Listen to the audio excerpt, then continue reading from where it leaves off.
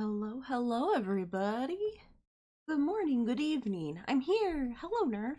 Hello, hello. Uh, took me a little bit to, and then I finally suddenly, I was like, I don't know what I want to play today. I'm like, I don't know what I want to do today. I'm like, want to play just more played up because I have a problem, but I was like, what else do I want to do? And it finally occurred to me, I'm like, Deacon Pines came out. Beacon Pines, I wanted to play that game. It came out, but I was busy doing other stuff at the time. So I've been like avoiding people playing this game so I wouldn't get spoiled because I wanted to play it myself. And then I forgot it existed again. It's like only been like a month. I think it came out maybe a couple weeks ago, maybe a month ago. I'm not sure how long it's been. Might be a lot longer than I thought it was. Let's see. Can I see it out? It came out in September 22nd. Oopsies. Yeah, it's been a little bit. What happened is Halloween happened, obviously. I went into doing spooky games and I completely forgot about this game until now. And then when oh, I could play this game. I'm sorry, Rusty, can you be a deer and chill? I got up to go get some coffee and bring it back, and that caused him to decide that he's active again. I'm like, no, we're not being active. We're chilling. I'm trying to figure out if I want to use the controller or not with this game. It gives you an option. Use the controller or just like use the keyboard. I guess we could just use the keyboard and see what happens. Rusty, am I gonna have to kick you out? Do you need to be sent to your room? Are you gonna sit down and be good? He's like, no, I'm not gonna sit down and be good. You can't make me.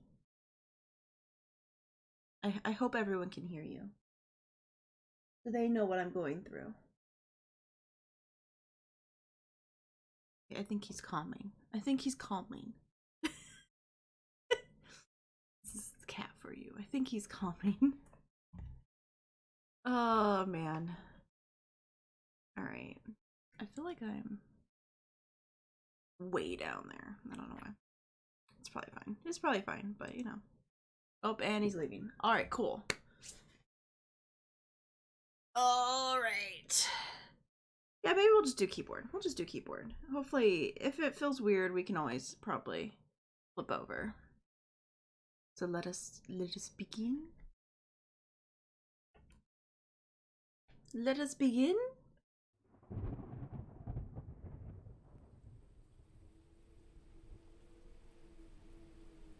Ooh.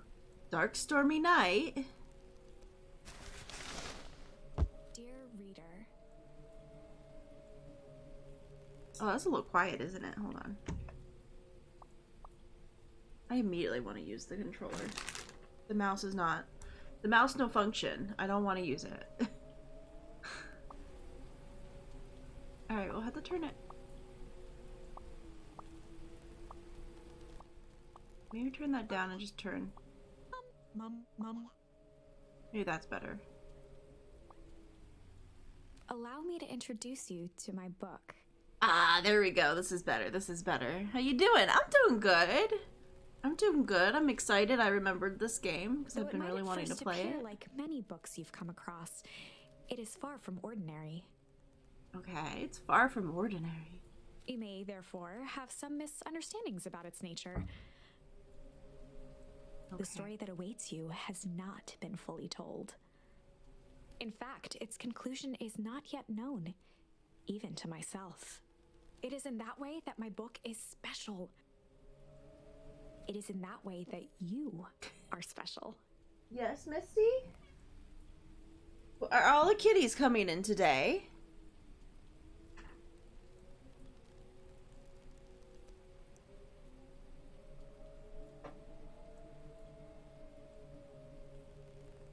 Alright, I guess all kitties are here today. Alright, let's continue. Without you, there is no story. Chapter 1. Okay, chapter 1. Normal isn't what it used to be. This Okay. is a story about change. Nestled in a shallow valley is the town of Beacon Pines. Far from the town square, across the river, past the neglected welcome sign, a young boy walks alone at dawn. Oh! His name Oh, is the Luca picture's Van moving. Horn, and like you, dear reader, he's here for a reason. Oh, oh! Hey! Wow, the footstep noises are quite loud. Can I... Can I... If I turn that down, will that... No, we might just have loud noises. Okay, it's fine. Hey, Dad. How are things going? Today's the first day of summer vacation. I start middle school next year, I guess. Oh. I was 6 years old when you died. And it's been 6 years now. From here on out, you'll have been gone longer than you were here. It feels like that should mean something. Mom always said this tree was your favorite spot in the world. Me too. Hey, Luca! I knew I'd find you here. Rollo was Luca's closest friend. He possessed many fine qualities, but subtlety was not one of them. Or the cats have decided they're not going to play behind me. Oh, well, after I banged on your door till the Gran answered. And after I checked the pond and climbed up to the treehouse. Then I knew I'd find you here. Rollo finally noticed the tears welling in his friend's eyes and the flowers on the grave. Oh, yeah, right. You and your mom always did this on your dad's birthday. Yeah. I didn't know if you were going to do it now that your mom's gone, too. She's not gone. She's just... missing? Sorry, I meant to say said she went missing. She's gonna come back, Rollo. Of course she is. Okay, Dad. See you next time. I think I'm ready to get out of here. Sure, lead the way. Okay, let's go. Aww. Oh, I got his sneasel for a tickle. Okay. Wonderful! I had a good feeling about you from the moment you opened my book. That charm is a very special thing. Very special indeed. Oh. Keep hold of it for now. Its purpose will reveal itself soon enough. Okay. I didn't miss anything up here, did I? Did I do anything weird here? No, it doesn't look like it. And that walking noise is loud. How can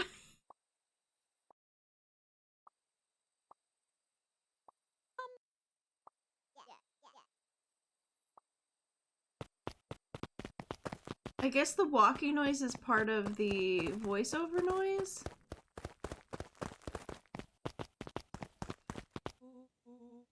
Oh yeah, I almost forgot. The whole reason I was looking for you.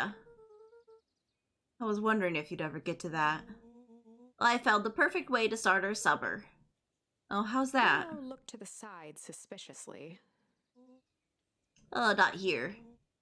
They might be watching. They? Who? Shh, not so loud. We need to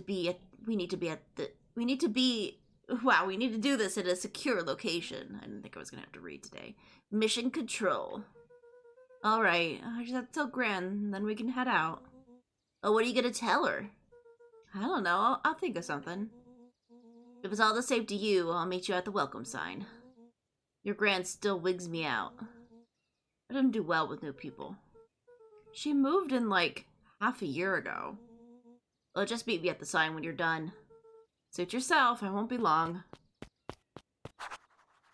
Tell Gran before heading out with Rollo. Okay.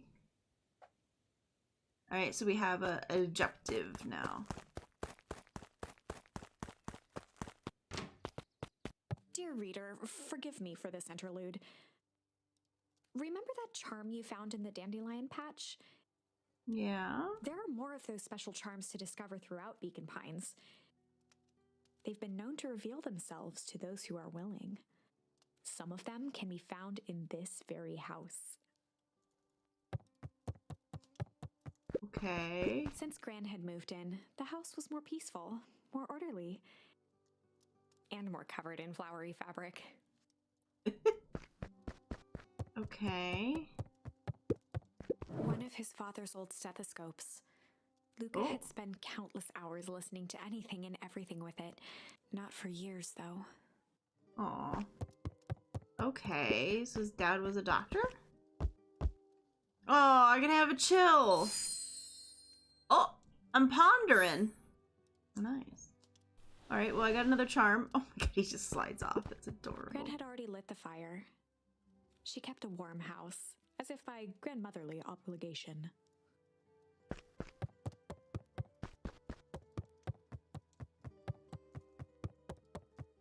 Okay. I don't... bothering me.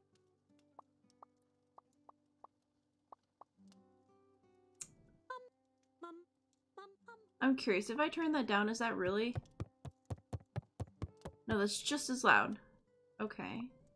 What is causing that noise then? What is doing that? Is it the music?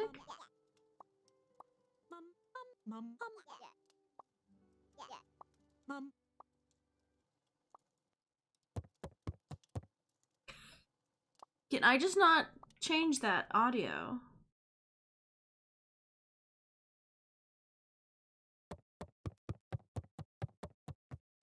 I guess I have zero control over that. Okay.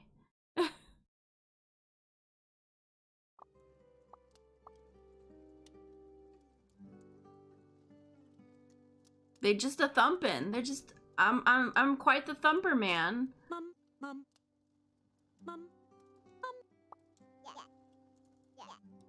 We'll turn that back down then. Okay, well. Lucan knew that if he left without telling Gran, it would be trouble. Okay. Just some dusty knickknacks. Okay. I go upstairs first instead. Luca paused at his parents' bedroom door. He just wasn't ready to go in yet. No. It's okay. But yeah, it's a new game. Gran had commandeered the upstairs closet when she moved in. Some things need shelter from a young boy's mischief, she said. Okay. So she lives in her bedroom is in the closet. Gran's bed was undisturbed. Luca didn't mind that she had a habit of falling asleep in front of the fireplace. It meant that he could read late into the night. Okay, so she sleeps in this room, kind of, but has taken over the closet as her own closet, so she has her own little space. Yeah, so she's just hiding stuff in the closet. New game. Yep. Luca tossed on his favorite old sweater. Oh. Even though it and was thank the you for the first day of hydrate, summer, nurse. a chill still hung in the air.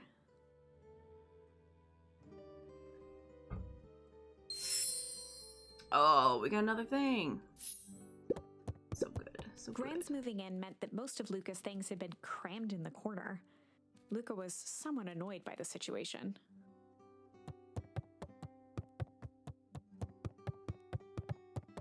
Yeah, so what we've learned so far is father died 6 years ago when he was 6. This little guy's Rolo is 12.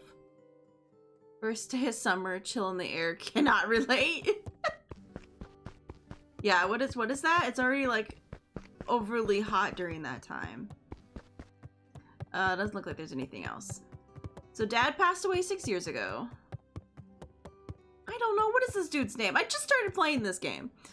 No spoilers. Whatever this little boy's name is. He Okay, well, this guy is Luca. Well, I've literally just started playing this game. Like, just started playing. Like, not even 5 minutes ago. But his dad died, and mom has now disappeared. She's gone missing. So, that's what you missed, Lunos. The only piece of furniture Gran had brought when she moved in was an old hutch. Okay.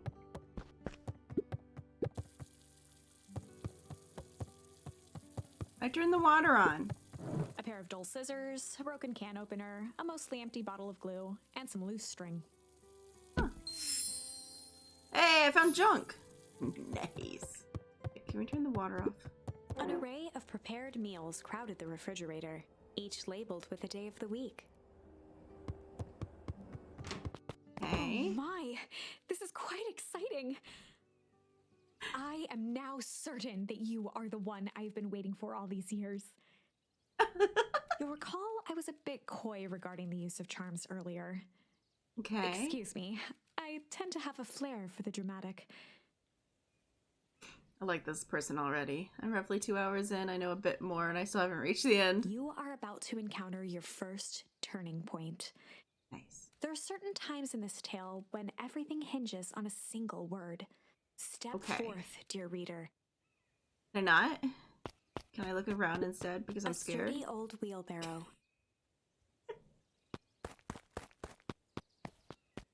Young Luca would spend hours hiding in the bushes, waiting for a chance to jump out and startle his mother.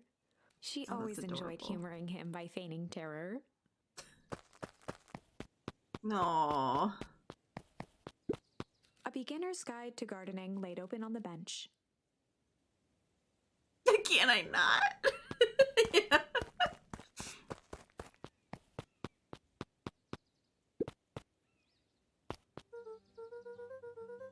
Well, hey, Gran. I'm gonna go hang out with Rolo for the day. See you later. Yay! Oh, hold up now. Where are you and Rolo headed exactly? Oh, nowhere The special. less Gran knew, the better for everyone involved. Oh, we're just gonna go to blank for the day. Go hide for the day. We're just gonna go chill. Yeah. We're just gonna go chill. We were just gonna go chill for the day. You know, kid things. The best lies are built on truth. You boys are always in a hurry to do nothing. We stick to what we're good at. We'll make sure that you are done chilling in time for supper. Easy. Impressive. You've managed to navigate your first turning point without too much of a mess. That is the power of charms. A single word can change everything. I think it's time to introduce you to the Chronicle. Ooh, the Chronicle. Okay, that's up. The Chronicle is a record of the decisions you've made. You can see the turning point, which has been revealed. At any time, you can use the Chronicle to go back and invoke different charms, creating new branches. Luckily for us, this is the one and only turning point where the charms won't dramatically alter fate. It's the perfect opportunity to experiment with rewriting things. Alright, so we're gonna try rewriting it. Alright, we're gonna hide for the day. We were just gonna go hide for the day. Yeah, we're just gonna go hide for a bit. Hide. Traditionally, when one is trying to hide something, they avoid literally using the word hide. Yeah, I guess Rolo bet some other kids that we could beat them in hide and seek. Aren't you a little too old for that? It's not like there's much else to do around here. Well, make sure you boys are done playing your little game in time for supper. All's well that ends well. Okay. Well, that's interesting. So what's the other one then? We're gonna go ponder for the day. We were just gonna go ponder for the day. Is there an end where you can eat everything? Probably not, Nerf. These are actual people, not food for you. We were just gonna go ponder for the day. Oh, really? What are you boys going to go ponder on such a lovely day? This was Luca's chance to sell his alibi. You know, big stuff, small stuff, medium, mostly medium pondering. Nailed it. Nailed it, yep. Well, make sure you don't overburden yourself with the preponderance of pondering. Huh? Oh, forget it. Off with you now. Alright, well, let's go back. Let's go back to us, like, pretty much telling her what we were doing. We're gonna chill. We're gonna chill. We wanted that we chilled. We chilled for the day. I like that one. We're just gonna go chill for the day. Yeah. We're just gonna go chill for the day. The best lies are built on truth. Alright. Yep. Easy. We did it. I think that was it. No. Just tell us to leave. She's like, okay, get out of here. Like, okay. What if I don't want to? What if I don't want to go on a crazy adventure? Oh, and Luca. You and Rolo stay out of trouble. I know. Get in trouble. Yep. Yep, get in trouble. Yep, that sounds about right. There's nothing in here, right? No, there's nothing in here. Alright, so we got all the things that we could get. Let's go, let's move it on then. There's nothing out here either, no. Oh, come on! Woohoo! Dang it, Rolo. For a town that saw few visitors, the welcome was perhaps more grand than necessary. The big sign. That's a big sign. Alright, well, he went this way. Did I go the wrong way? The road leading to Beacon Pines was long and uninspiring. A sort of natural barrier for the impatient. Sounds about right. Okay, well, we're gonna go this way. You know the drill. Don't let anyone discover our secret path. The one with the sign? It has a sign, Rolo! Welcome to Beacon Pines. For many years, this valley had been a small mining outpost. It wasn't until Sharper Valentine built his fertilizer company that Beacon Pines was established. Okay. Over the next 30 years, the town had grown and prospered. Until the foul harvest and his sudden death. In the 6 years since, everyone was simply trying to get by. Oh.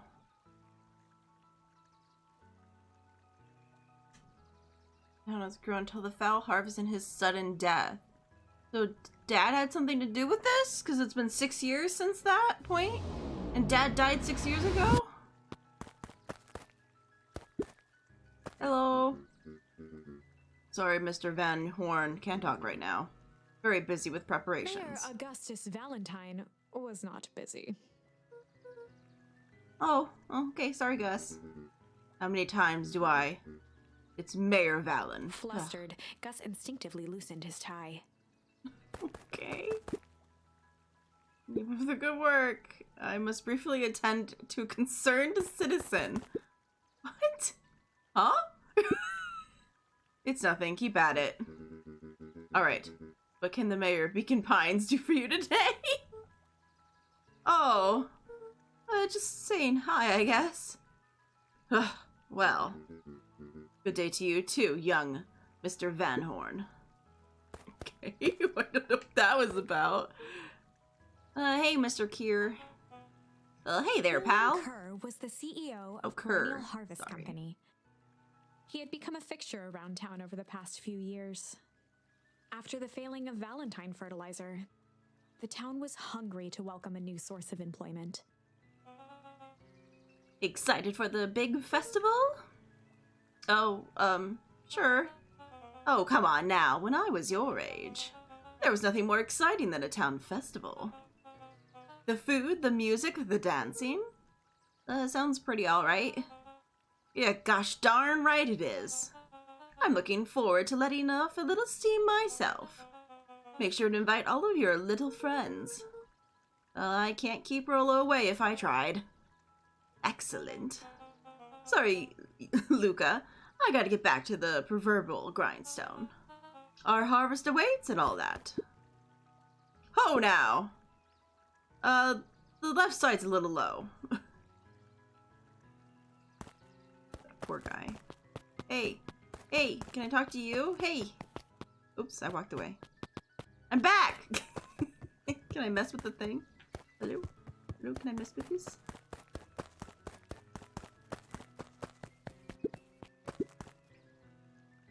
Oh yeah. Oh yeah, we're doing the lean. We're doing the lean, guys. We're just leaning. We're just having a lean. Can I get something if I just continue to lean here? Okay. This is lovely. We had a lovely lean. Alright, we can't go this way. Those are trash cans. Can I go in the building? No. I can talk to this kind sir. Mr. Van Horn, do you have a moment? It's just Luca. Golly, I'm sorry. This is my first week at Penrol. My brain right now. He Harvest. pulled a pen from the pocket of his sweater vest and began to frantically jot something down on a clipboard. Oh. Wonderful. It won't happen again. If we're going on a first names basis, then you can call me Pete. Oh, nice to meet you, Pete. Sorry, what are you writing? Oh, just documenting. Gosh, it's exciting to be part of something so darn special. You know, it's just about new fountains and phone booths. We're gonna change the world. And it all starts here, in Beacon Pines. Isn't that amazing? Uh-huh. Anyways, I better get... Oh, that reminds me. We'd love to hear your thoughts. My thoughts? You bet. If we're gonna change this town, we need to get every detail right. That sounds intense. Changing the world is intense. So what you say? Could you answer a few questions? I guess if it's quick. Wonderful. Open to answering a few quick questions. Oh dear. One down. See, that's not that hard, is it? Oh jeez, this person. I've made a mistake. I shouldn't have talked to them. And hello, Nova. Okay, we're going already. Question 2. What is something you love about Beacon Pines? I've never really thought about it before. Perfect. It's the only place I've lived. See, that wasn't so painful. Pete stopped scribbling and glanced up from the clipboard. Was it? I guess not? Huzzah! Our first 3 questions answered in record time. Are you literally writing down everything? Thank you so much for your time. I need to process these answers. We can save the rest of your thoughts for later. Okay. Our harvest awaits. What the heck? Excuse me? Oh. Hello? Hello, cute little bunny girl. Oh, come on, Andy. Grab his wallet. Oh, is that a dude? I'm so sorry. Not, cute little rabbit boy. I'm so sorry! Oh, I'm sorry, Iggy. I can't. Do it or we pound ya. Yep. Yeah, but my mom said. Yeah, but. If I had a nickel for every yeah, but, I'd be a freaking king of nickels. Ain't that right, Tish? Yep. Okay.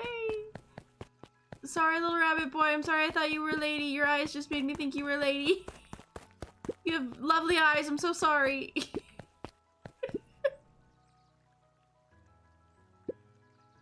Hey, Mr. Sinclair. Mr. Sinclair continued snoring and lifted one eyelid just enough to see who it was. a tactic he often used to avoid undesirable conversation. Yoo-hoo, Mr. Sinclair. Ah, did you see him sleeping, boy? How's the napping today? Crummy it always. Used to be a perfectly nice view from here. Till the Pennell Harvest put in the monstrosity of a building in the way. Why don't you just move your chair a bit? Why would I be the one that moves? It's a showdown they want. I ain't gonna be the one who blinks. And he's back to sleep. Alright. Do a little lean. We'll do a little lean again. They all have the best eyes. Yeah. Look, we're having a lean. We're just, we're doing a little lean real quick. But how is Nova? How's everyone doing? What's happening? It was fun to remember and catch your stream, Nova, on Wednesday. I didn't realize this game was out yet. It's so cute. Yeah, I forgot it was out. I had watched a bunch of people playing it, and I kept avoiding their videos because I wanted to play it myself. And then I proceeded to just completely forget. So, I have remembered, and so now we're gonna play it. I apologize for the kiddos that were there. Oh, it's totally fine. It's totally fine. Sometimes you just deal with what you gotta deal with. I didn't realize my son had been the spokes agent at his school. You dodged so good you didn't even phase out yet.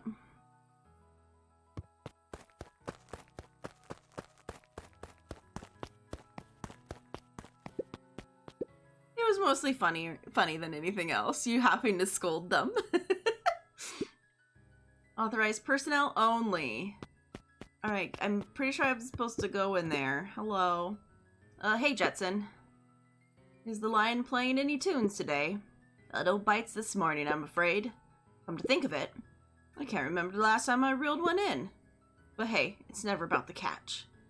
This is where I come to think. Yeah, that's what my dad used to do here. That reminds me. Whoever wants his chair back. I've taken to standing recently. Keeps me from falling asleep at the reel. If you don't mind, I think it should stay. Oh, not at all. An empty chair makes for a great listener. Oh. So this is our dad's chair. Whenever Luca saw his dad's chair by the pond, it reminded him of the days they'd pack up a couple of sandwiches and fish until sundown. Oh no! We've encountered memory! Luca opened the tackle box and picked the perfect bait. Oh. Luca gently baited a feather onto the hook. Why would I put junk on the hook? Surface. Okay. I don't know why one would put junk on a hook. Okay. Hey, Dad. Give it a good cast now. Okay.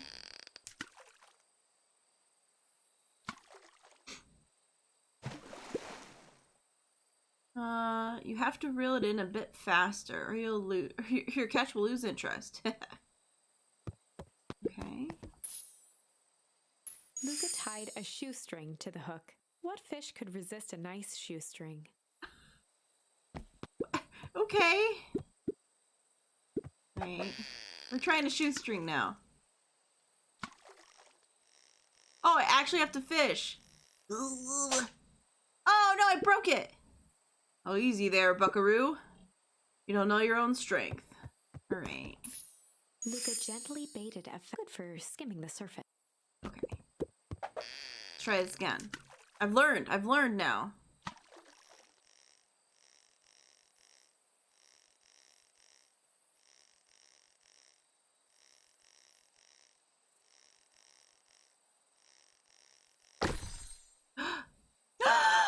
I got a rubber ducky! Well, I'd be switched. It's your old rubber ducky. You were a little drooling ball of fur when you lost that. Cried for days.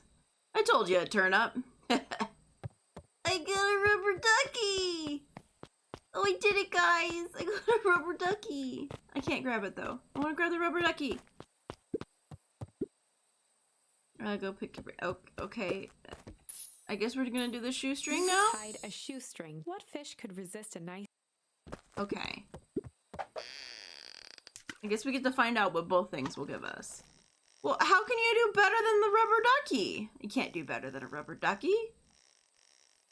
Who needs a real fish when you can get a rubber ducky?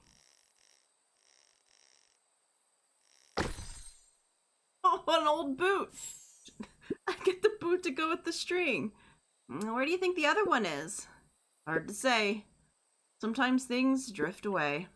That's not fair. No, it's not. Well, whatever it is, I hope that other boot at least has a sock to keep it company. It looks like we could use some new bait. You say that we head out and find some more. No, I don't want to. I don't want to, because memories. Luca gently baited. Good for skimming this. Can I do it again? Would I get something else if I do it again?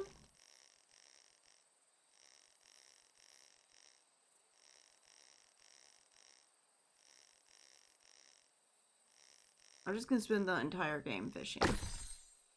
Nope, it just gives me the rubber ducky again. Okay. Okay, I guess I have to leave. Can I take the rubber ducky with me? Okay.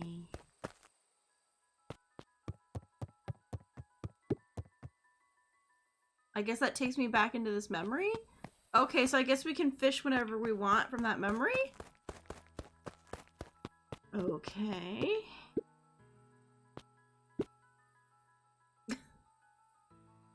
So, this sign was made by Rollo, I'm guessing.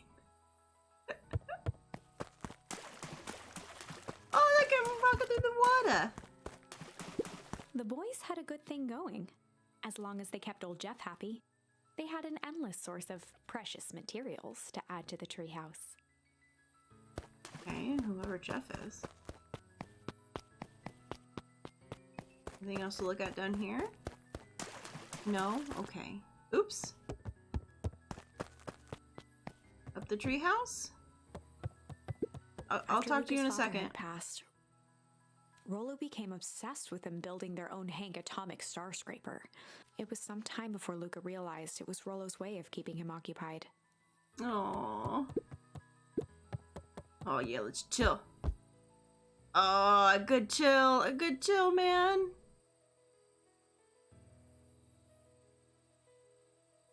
Gotta enjoy a good chill. Okay. On certain nights, when the clouds were just right, the boys could tune into strange patterns of static. Rollo thinks it's aliens. He always thinks it's aliens. Oh, sounds about right. Okay, so what's your secret plan to start our summer? Oh, well, you know, the abandoned warehouse by my place. Oh, the old Valentine building? Yeah, well, it isn't abandoned. What makes you think that? Get this. Last night, it was glowing. Glowing? Are you sure? Kinda.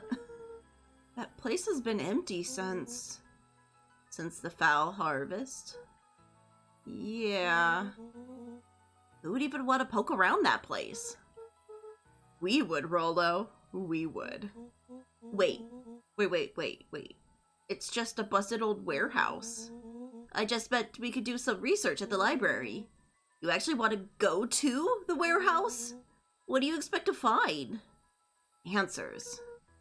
My mom's out there somewhere. And it seems like everyone wants to pretend that she's gone for good. You don't have to come, Rollo. You don't want to.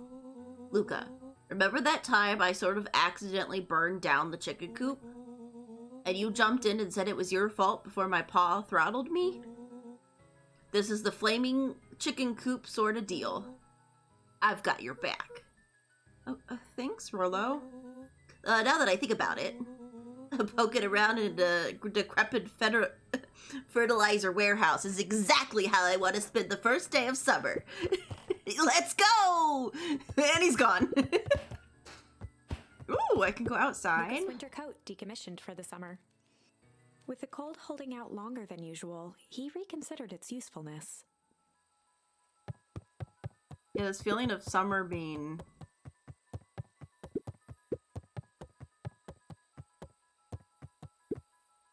Yeah, I don't think I want to go down there just yet. Is there anything for me to look at up here? Luca looked up at the satellite dish. Rollo nearly killed himself putting that up into the tree. Oh. While it didn't turn the radio into an interstellar communicator, as he'd hoped, it did at least boost the signal enough to overhear truckers one town over. They can now listen to truckers. Whee! Okay. But he just pieced down out. Do I have a new thing now? Now that I've learned a new thing? Oh, I did! Add a small magnet to the line. Fishing with the law of attraction. Ooh, we're going fish again. A fishing mini game? You got me. You got me, game. You got me good. Now I need to find out what I can fish out of this place. A key? Well, where do you think the lock for this key? Now, why don't we try to find that? Because we would know the secret. There's no fun. The second we know what it unlocks, it becomes a boring old key. Right now, this key could unlock anything. Whoa. Can I take the key? No. Alright, I'm gonna leave and find more bait. It's a strange little memory thing that we're doing there, but...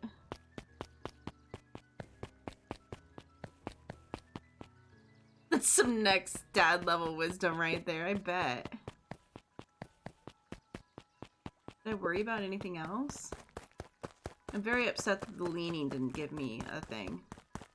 I really wanted the lean to give me a thing, but it didn't. Like, look at me, I'm so cool. I should get a thing for this. I'm leaning. Where's my thing for this? I'm so cool.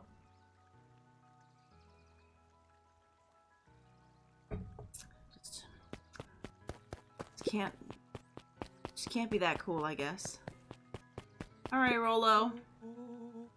I'm just, catching my breath a bit. Go on, I'll catch up. Okay, Rollo. Oh, alright, Town Hall. Last Chance Diner. Okay. The Beacon. Some cute girls back behind the way there. You want alligator? Could often be found near the fountain. Too absorbed in a book to be distracted.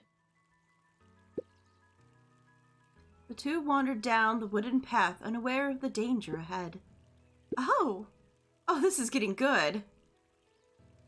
Okay, Belle. Hey, Mrs. Nelson. Oh, morning, Luca. Any big plans for the summer? Not really.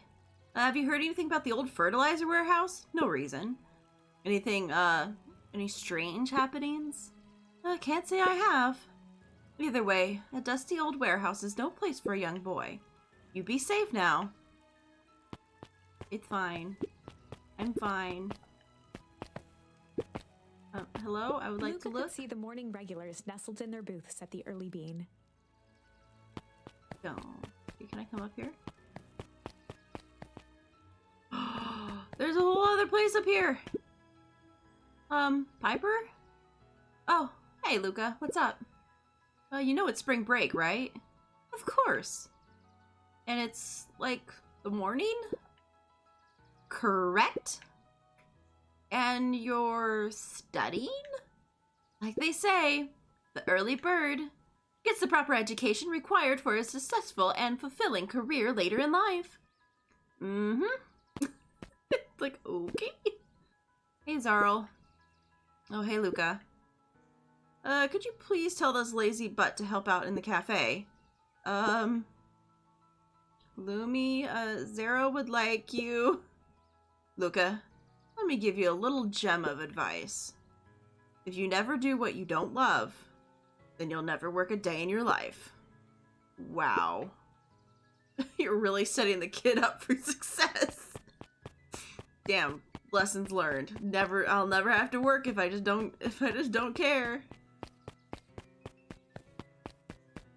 Okay.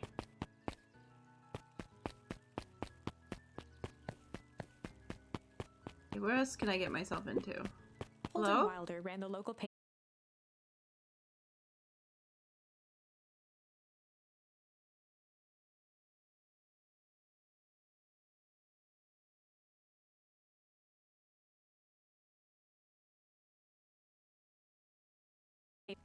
Any news about the old fertilizer warehouse? Nope. Oh. Rollo thought that he saw some lights there last night. Rollo ought to be careful poking around that part of town. The winds of change are blowing. And the change is a dangerous animal. Oh. Okay. Okay, up at Dawn Newsstand. Hey, Dawn. Sorry to wake ya. Ugh. No problem, it comes with the job. Dawn had dreams of becoming a big-time reporter. Aww. At night, she searched for the story that could be her big break. By day, she hawked papers at the newsstand. Aw. What's up? Rillo said that he saw something strange going on at the warehouse. Know anything about that? You might say I've heard some things. I'm working on a story about it right now. So what's going on? I can't say quite yet. I still need to follow up with a few leads. What a cutie Batgirl. I know, she's adorable. What are her cute little ears? Keep me in the loop, okay? Sure thing. Things seem to be quiet in town today. Yep, everyone is preparing for the festival. It should probably be back to normal tomorrow. Catch you then? Catch you then. Oh, and Luca, I'm really sorry I haven't been able to find out anything about your mom yet. I'm just grateful that you tried. I'm just gonna still keep my ears up. Aww. At least someone gives a crap.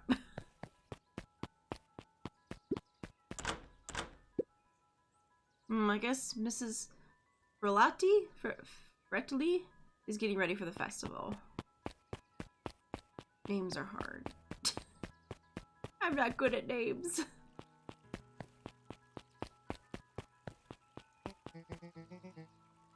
Luca, just the fella I was looking for. Oh, hey, Roxy, what's up? Obviously, this one would be named Roxy.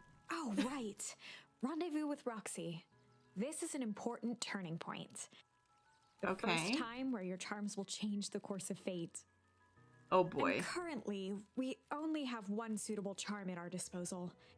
What? Oh, Have no dear. fear. We can always return later using the Chronicle once we find more charms.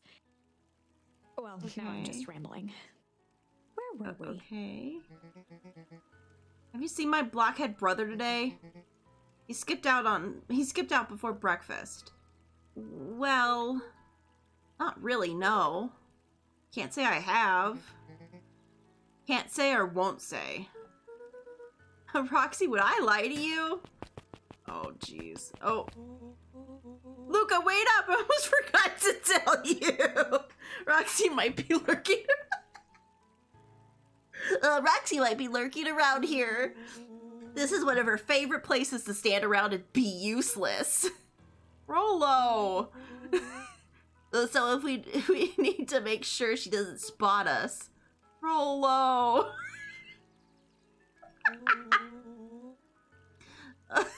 Why are you doing that turning thing with your body? What, are you not scared of you? You're not scared, are you? She's harmless. And a chump. And she's right around the corner, isn't she? Yay, we got in trouble with Rollo! We did it! Don't mind me, just over here lurking uselessly. Oh, hey, sis. A nice weather we're having, eh?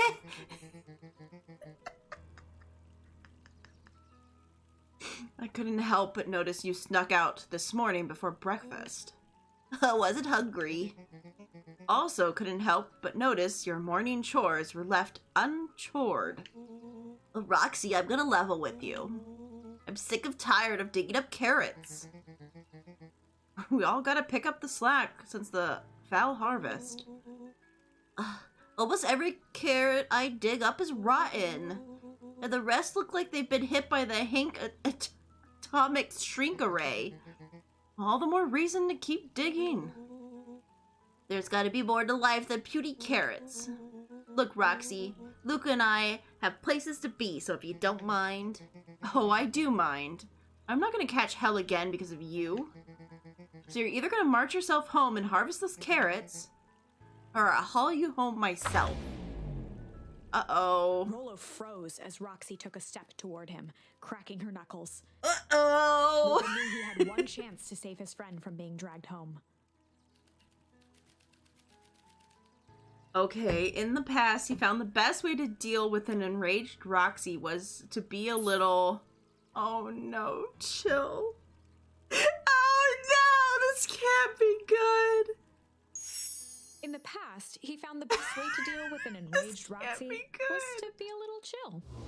Yeah, it's totally gonna be fine.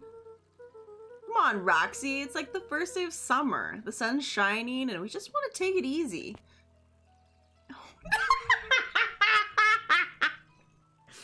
So let's leave tomorrow's problems for tomorrow. That's all great and all, but Rollo's problems have a way of becoming my problems. And Pa always says tomorrow's work is best left for yesterday. March, you big oaf. Oh, rats. I expect a full report about the Valentine place. The full report! I'm still just leaning there. So, Fitz. What are you up to this lovely day? Nope. Cool, cool, cool. Well, that was awkward. Oh, I guess I should have seen what was this way first. Oh, man.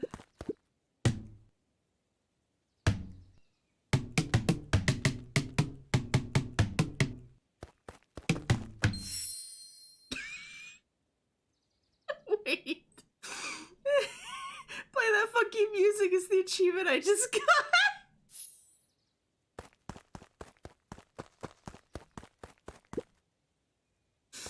Hey, what's up? Hey, Griffin. How's the ice cream gig going? Not great. It's pretty cool out. And I'm in the business of selling cold. I'm sure it'll warm up soon. Mr. Tolliver is not at his grocery store stand? He's prepping for the festival, I guess. Gotcha.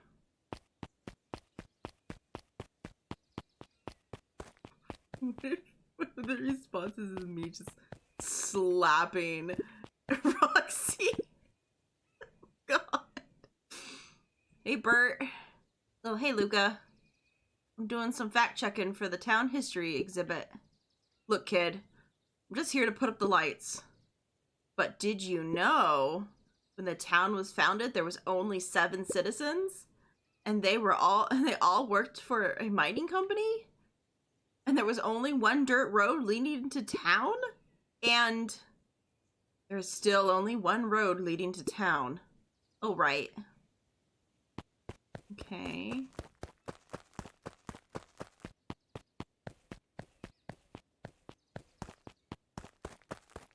Did I come over? Oh, no. Okay. There's nothing over here.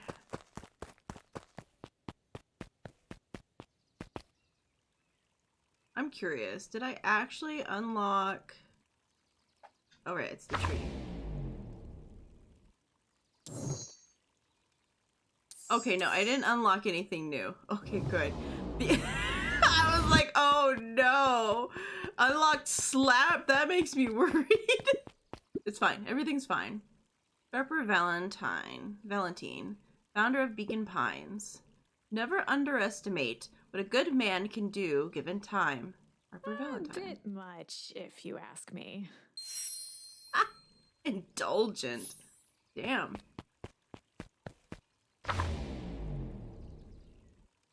I was curious. I need to stop checking every single time. Oh, hey, Salome. Apologies, no time for chit-chat. Alright, bye. Jeff's hardware closed down about a year ago. The effects of the foul harvest stretched wide. When there are no crops in the field, tractors don't need fixing. Oh, I guess that's true. Library. Looks like the library hasn't opened yet. I'll check back later. Okay. Deals, deals, deals? Oh, hey, Luca, my boy. Hold up a tick. Oh, hey, Mr. Nuncred. Nuncreed, I guess? I was just on my way to... I just saw the last jar of your grandmother's preserves. Can't stock the shelves fast enough, turns out. Oh, hey, that's great, but I'm actually... I guess Juniper will have to swing by with more of her lovely jam. Uh-huh. Well, don't let this old man slow you down. You just remind her that she still owes me that dance. A promise Gran regretted the second it was made. Oh, will do. She's a fine woman, that Juniper. Yeah, she's pretty cool, I guess. A real fine woman. Oh, God. I gotta go. Sweeter than jam on earth.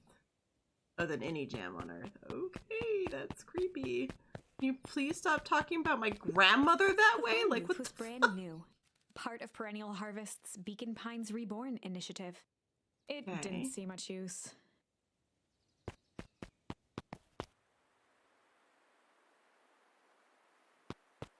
Yes, he likes grandma. For sure.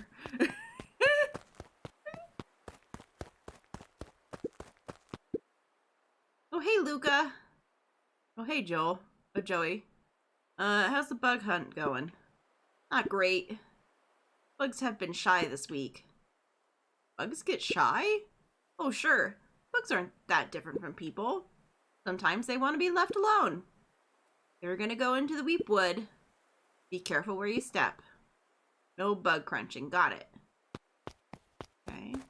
The bee. Luca peeked up at the beehive. It appeared to be deserted. That's strange. Yeah, why is there no bees? The path led into a small hollow at the edge of Weepwood. Oh. Okay, no turning back now. Oh. Caution. Electrified fence. Is that sign new? The fence thrummed with a gentle electric buzz. Okay. So what would Rollo do if he was Luca here? often asked himself what Rollo would do, so that he could rule out that option. I could roll out that option. I'm definitely not touching that thing.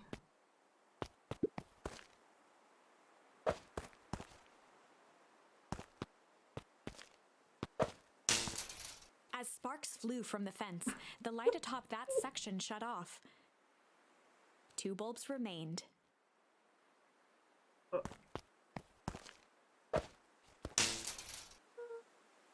That's 1 2. more to go. Okay. Oh. Property of Valentine Fertilizer Company. Looks old.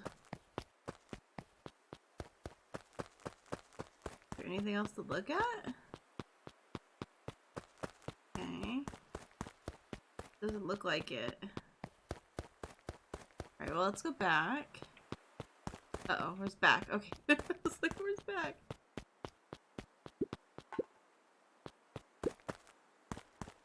Oh, hey, I picked it up. Luca knew that if he gave up now, he'd never hear the end of it from Rollo. Oh, man, I guess I should have tried the other way first. The fence's buzzing gave way to silence. Okay, moment of truth. Every kid in town knew the old Valentine fertilizer building. Long abandoned, the warehouse once served as the industrial heart of Beacon Pines. Now, it stood only as a reminder of things left behind. the dormant building showed strange signs of life. Yeah, it definitely sounds like it's running. Okay, so Rollo wasn't exaggerating for once. What's going on here? There was only one way to find out. I don't like this idea, though. The idea seems bad. Also, can we talk about how the water looked almost diseased. It flowed slowly into the woods. That's not good. The hose emitted a subtle sound. It was actively draining some kind of liquid. Not good at all. Put fertilizer into the water supply?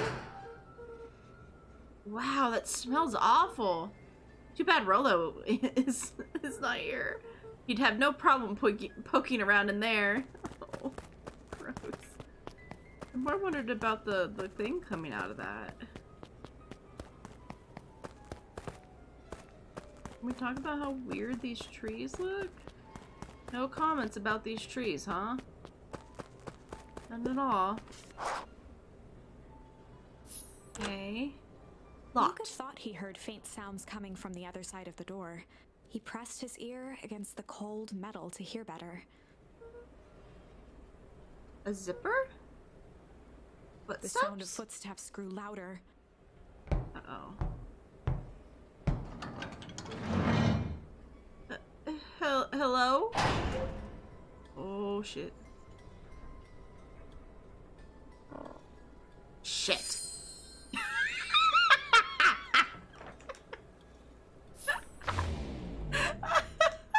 The heavy steel door knocked Luca to the ground. Disoriented, he looked up to see an imposing figure silhouetted in a green glow. Uh-oh. It lunged toward him. He tried to scramble away, but felt a gloved hand latch onto his ankle. Uh-oh, is this Luca how we watched die? His fingernails leave trails in the dirt as Oh, the hand God! slowly dragged him back through the door, into the lab, into the green light. This story's about change. This is a story about change. It was far from the sort of change Luca imagined for himself. But change is, after all, a dangerous animal. The end? I probably should have warned you about this. There are many paths that our story can take. That lead to a dead end? Will end in tragedy. But don't let that discourage you. Okay. We will find the ending that this story deserves. I just know it. Well, from here on out, death one. Have a check mark when it's been used to its full potential at a given turning point. Okay. Now, let's try something different. Okay. Oh, we can now say shit at this moment. Alright, so we need to come back here and use shit now? This was to be a little shit! I don't know how this is supposed to help me! In the past, he found the best way to deal with an enraged Roxy was to be a little shit. Oh my god, he just kept the... Make a break for it! What have you done? Ah! Did that little shit just kick me? Run all you want, little twerps. Gotta come home eventually. Oh shit. Oh no! Sorry! Okay. Hey. Well, sorry about that. Rollo can get overexcited sometimes. Valentine. Current lord of and future successor to the Valentine fortune, huffed as he brushed off his pants.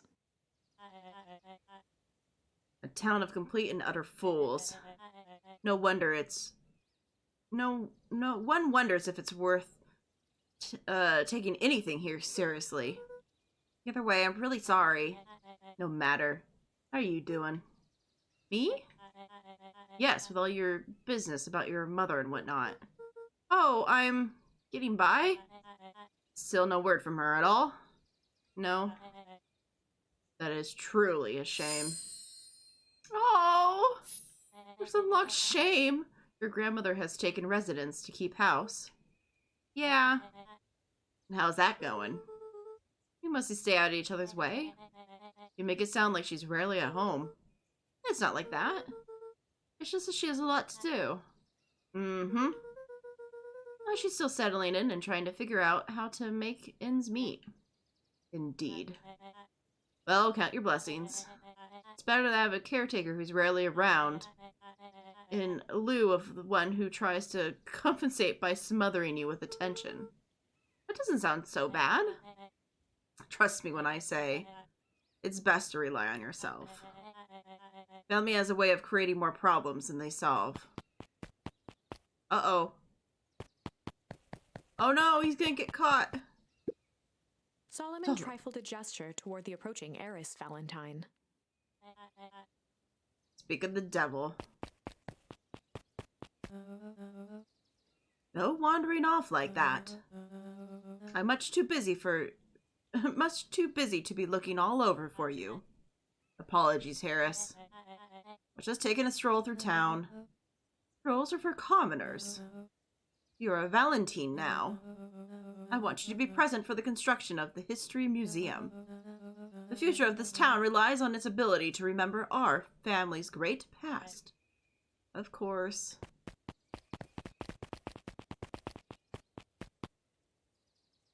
Okay. Oh gosh. Yeah, Kinda in a hurry. Oh, nice! He just runs. Boy, he's got too much of his father in him. Oh, I just completely oh my gosh, what have you done? Okay, he just ran. I win! It'll help. Hey, buddy. I am the champion! We were racing? Did that road get longer? Like, anything ever changes around here. It seemed longer. You're just lightheaded from the run. You really need to pace yourself better next time. I'm not sure why I would take advice from second place. Has the sign always been there? Wait, what? Caution, electrified fence. No, that's definitely new. Creepy. How are we gonna get around an electrical fence? Don't worry, I got this. Oh no. Why did you do that? Well, Pa always says you can figure out you can figure out what the plan was when you're done. Great, what now? Well, I did my part and established that touching the fence is bad. I'm sure you can handle it from here. I'll supervise. From a safe distance. Does anything change over here? No?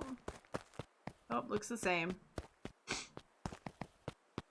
Alright, let's do the thing.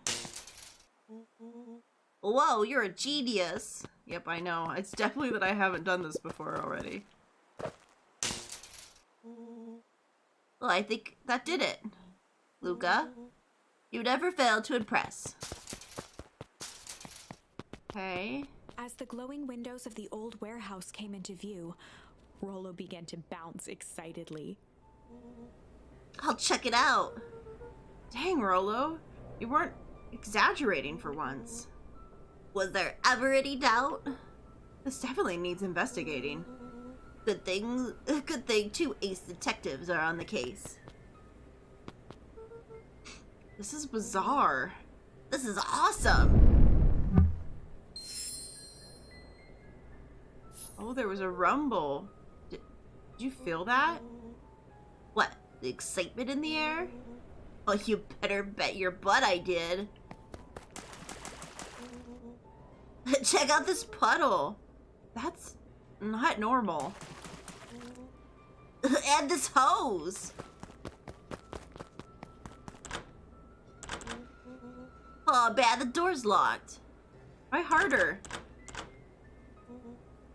No dice, it won't budge. Oh well.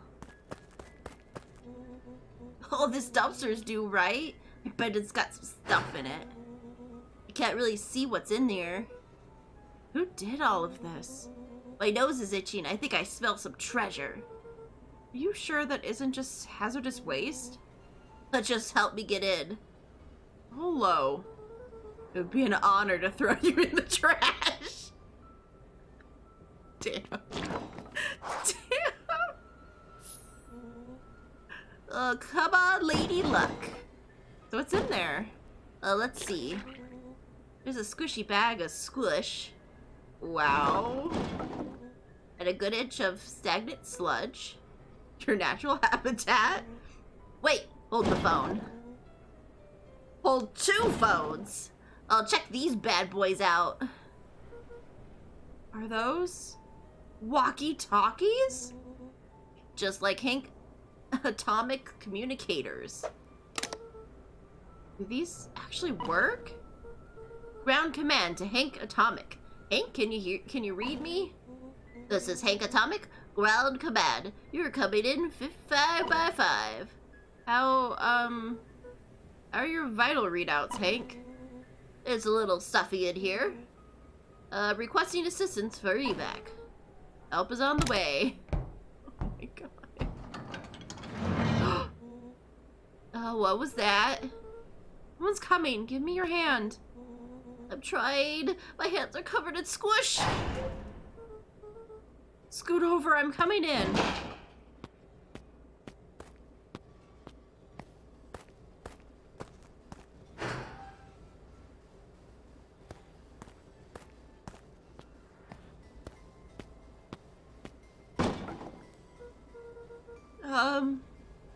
Tell me you saw that. Dude, I don't know what I saw. He's coming back. Get down.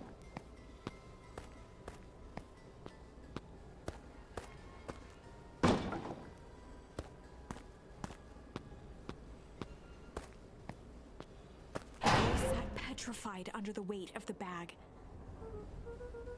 Oh god. Tell me it's not what I think it is. Luca? Do you know what separates run-of-the-mill detectives from ace detectives? Ridiculous hat? When the chips are down, ace detectives dig deeper for clues. Bolo felt around at the large sack which burdened them. Aha! He off a tag from just within a small zipper opening in the bag. It's some sort of badge or something. What does it Bolo say? held the badge up to a faint shaft of light within the dumpster. Dr. Prescott, Deep Engineering? It's a name tag. Who would throw away a bag full of slimy old name tags?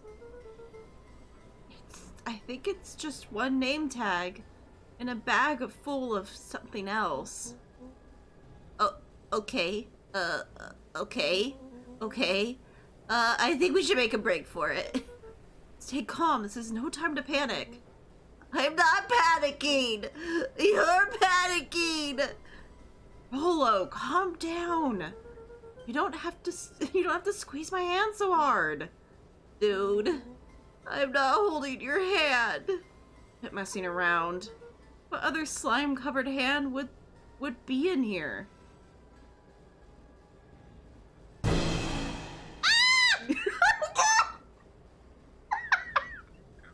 That ad was not.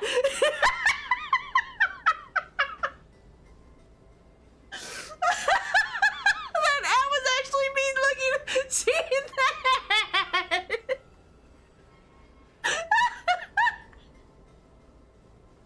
Oh shit. Ah. Oh god. I'm beginning to see the benefit for the run for your lives plan. Right. We've established that I'm faster than you, so I'll go first. Why not go together? A flaming chicken coop, Luca. I'll make sure the coast is clear. After I go, count to 100. If you hear me yell, run. If you don't hear me yell, run. Actually, either way, haul ass. Rollo, I'll give you credit. You sure found an eventful way to start our summer. It's what I do. Well, here goes nothing. Oh, God! Lucas sat in the dark, tracking the sound of Rollo's footsteps as he ran. Jesus Christ. Yeah, I saw the hand and I was like, ah! I knew it was coming and I still was like, ah! Oh. 1, 2, 3. He pressed his ear to the dumpster wall, straining to hear Rollo's footsteps as they faded away. 15, 16, 17. He tried not to think about the contents of the dumpster as he counted. 35, 36, 37. The thick stench made it hard to breathe. Screw it, that's long enough. Luca carefully lifted the lid and peered out. Nothing. No sign of Rollo. No sign of the man in the yellow suit. Time to haul ass. Luca clambered from the dumpster, stumbling to his knees. He was up like a shot and running, sprinting toward home as fast as he could.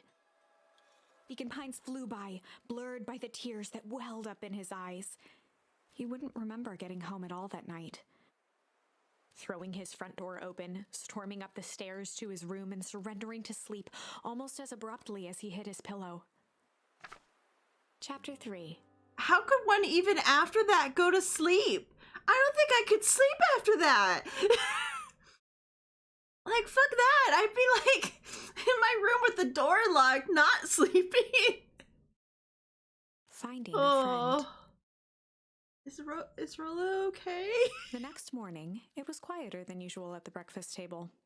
Only the sound of silverware and chewing interrupted the awkward silence.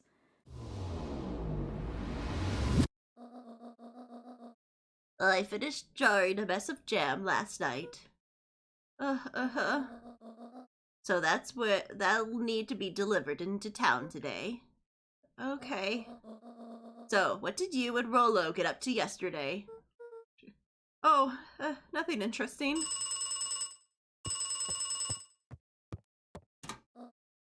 Hello? Calm down. No, of course it was the right thing to do. Start gathering, folks. I'll be there. Oh no. Uh-oh. Are you sure there isn't anything you want to tell me about yesterday? Anything I want to tell you? Not really. We just sort of ran around a bit. Anne's brow furrowed. She let out a long sigh. Her voice was quiet and even. I have to go take care of something. You are to stay in this house for the day. Under no circumstances are you to leave. What? If I am not back by dinner, there is stew in the icebox. What? What, nothing. You are to stay here, understood? Yeah. Say it? I'll stay here until you get back. Good. Oh, and Luca. You left the icebox open yesterday. We're not made of money, you know. Well, that was strange. Oh, I probably did leave that open. I may have accidentally left that open last time.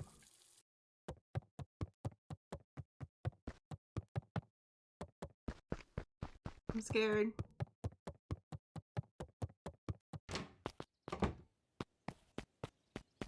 Alright. We went home immediately. Is Rollo okay or is Rollo dead now? Is Rollo dead? Did Grandma just not tell us that Rollo is dead? A faint electronic sound floated in the air.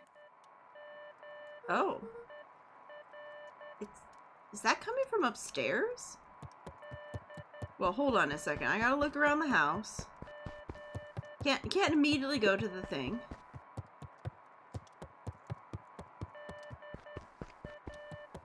Okay. Alright, I guess let's go upstairs. Kitty screams for real. Thanks. Uh, uh, hello? Is anyone there?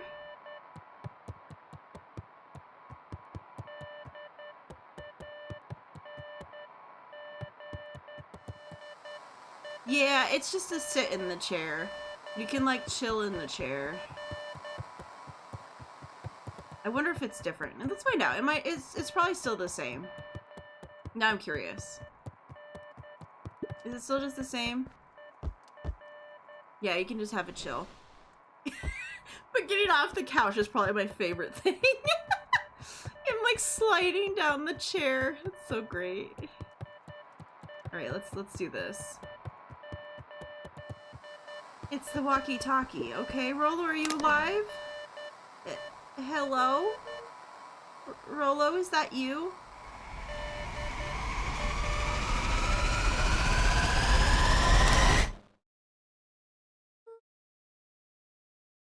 Over?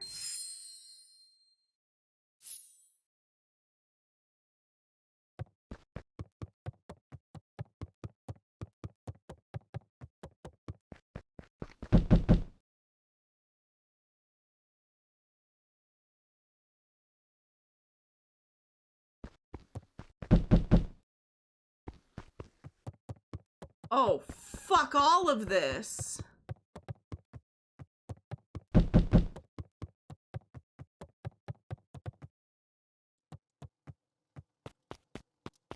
Oh. Oh, fuck. Roxy! God damn it! Oh. Oh, hey, Roxy. Is this about me accidentally kicking you yesterday? Is Rolo here? No? Oh, no. Look at me, Luca. This is serious. Is Rolo here? No, I haven't seen him since yesterday. Rolo didn't come home last night. What? A pit formed in Luca's stomach. Not Rolo! Where was the last place you saw him? We were playing around in the deep wood, and then it was late and we went home. Deep wood. If he's alive, I'm gonna kill that little creep. Is there anything else? Anything he said? His mouth felt dry. No, we were just messing around. Okay. You need to go let the people know to check the woods. You just stay out of trouble. Go see if he's hiding in the library or something. Luca could feel his heart beating in his throat. Oh no. Hello. Where are you? But I'm not supposed to leave the house. I was told not to leave the house under any condition. I said don't leave the house under any condition. Oh, remember when everything was lovely? Remember when everything was great and you just were having fun and... Dad, I might have fucked everything up. I might have got my best friend killed. Please send help. Okay. I thought I was supposed to stay home under no conditions leave the house.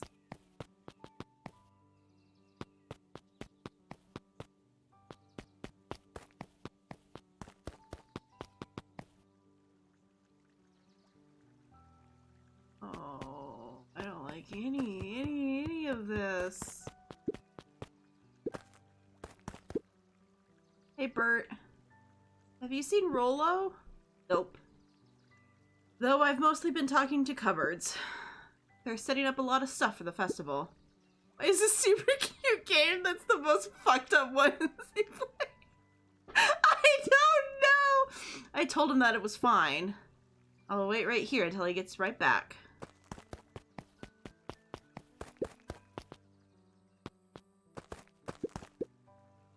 Old Pickler's Pond. Hey, Jetson. Have you seen Rolo come by this way by any chance? Afraid not. and elusive as the fish here in this pond. Wait, do I have any new bait? Luca stuck a toy stretchy hand onto the hook. We're Those just gonna things do always some get little dirty fishing. anyway. Yep, we're gonna do a little fishing. Pretend none of the horrible things are happening.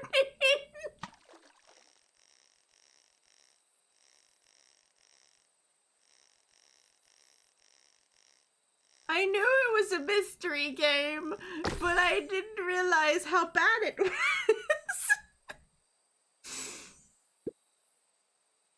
Should we give it to Mom? She likes jewelry.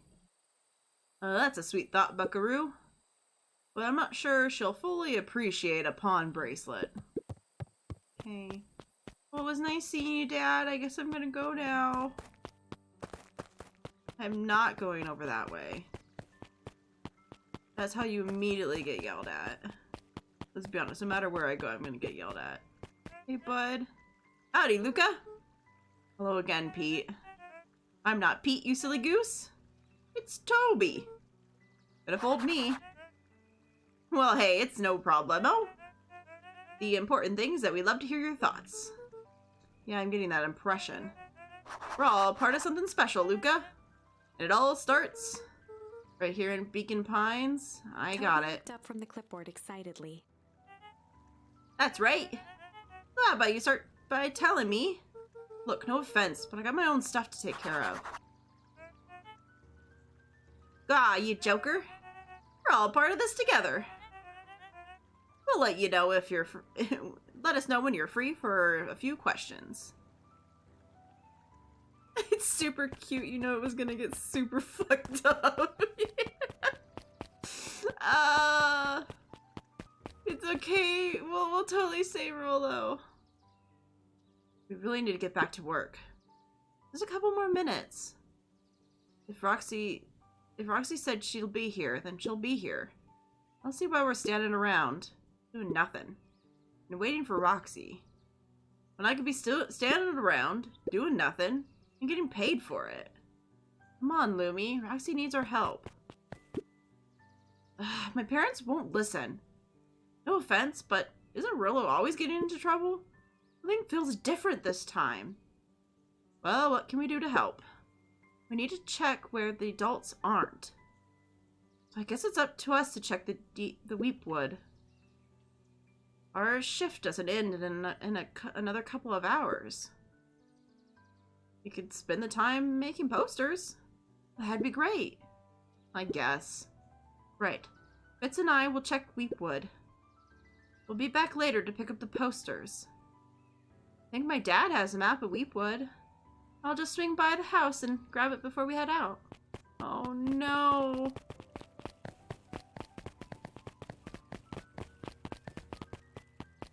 That's 100% not good.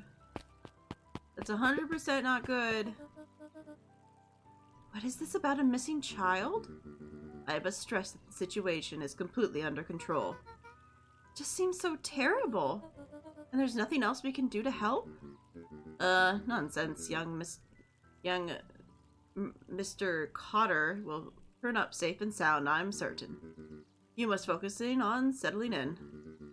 I trust my sister has supplied you with suitable lodging? Oh yes, Miss Valentine has been more than accommodating. We were just telling our daughter, Beck, that... Beck's gone. Where did she run off to? Oh boy. Hey. His eyes went wide in disbelief. What do you mean, vanished? That's impossible. Oh my. He doesn't even see the danger he's in. Oh my god. What is she reading our freaking journal right now? Alright, hold on. Over here was the path to the treehouse. We probably want to go to the treehouse.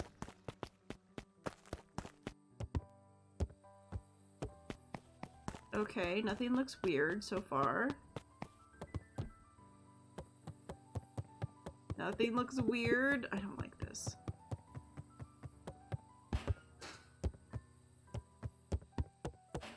No, definitely wasn't here.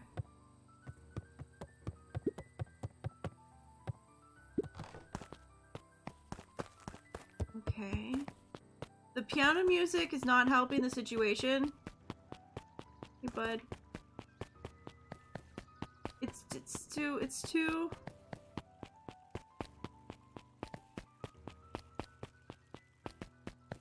Oops. Ah, crap. Hey, what's up? Oh, hi, Luca. What's up? You haven't seen Rollo around recently, have you? Oh, he doesn't come around here much. Not since they made the rule that he can only order decaf. Very understandable. That boy should definitely not order anything but decaf. That poor dead boy. That poor dead boy. Let's hit this for a little while. Maybe that'll make us feel better. Thank you for redeeming absolutely nothing to Hatter. Wasting the 3,000 points. It's really hard to be mean to someone right now. Unless you're the bad guy, then fuck you! I didn't kill my friend! Fuck you! I didn't kill my friend! It's so mean!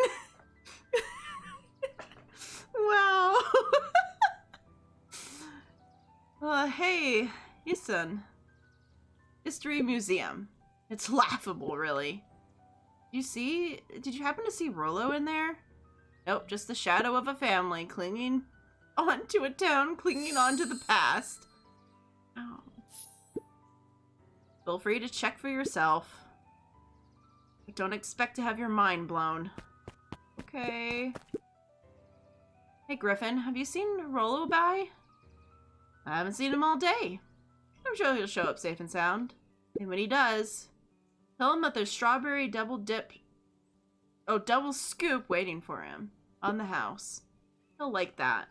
Oh no, our dead friend. Our dead friend. What? We all know Beacon Pines is a great town. What you may not know is great towns grow from mighty roots.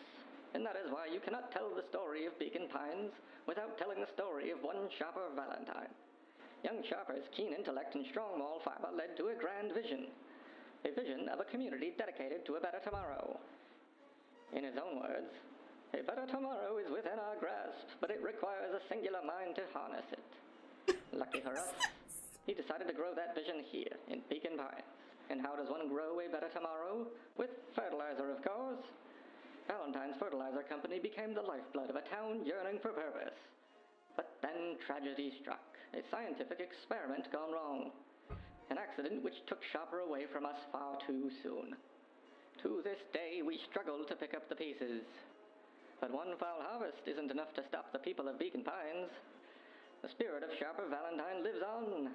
It lives in the hearts of everyone with a dream for a better tomorrow. Together, we will follow his example and grow a bountiful future. Paid for by the Valentine family and the Valentine Fertilizer Company Remembrance Fund. Okay. That was unhelpful. Oh boy, was it.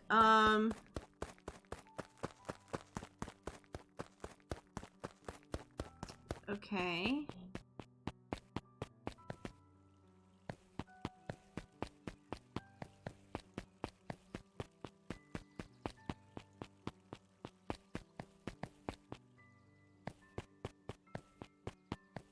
Alright, we're supposed to go to the library. Oh, the cobs I've eaten. A salad-centric travel guide for the mildly adventurous. Yuck. Sally Seashore's simple succulent sundries. Luca brushed off a smudge of dust. Or maybe it was flour. 30 recipes so easy you'll doubt it's even edible. You'll doubt it's even edible? What? A peek behind the curtain. The methods and ruminations of Patrick C. Montesquieu. One of the greatest acting minds of our time. Oh. By Patrick C. Montesquieu. Oof. Okay.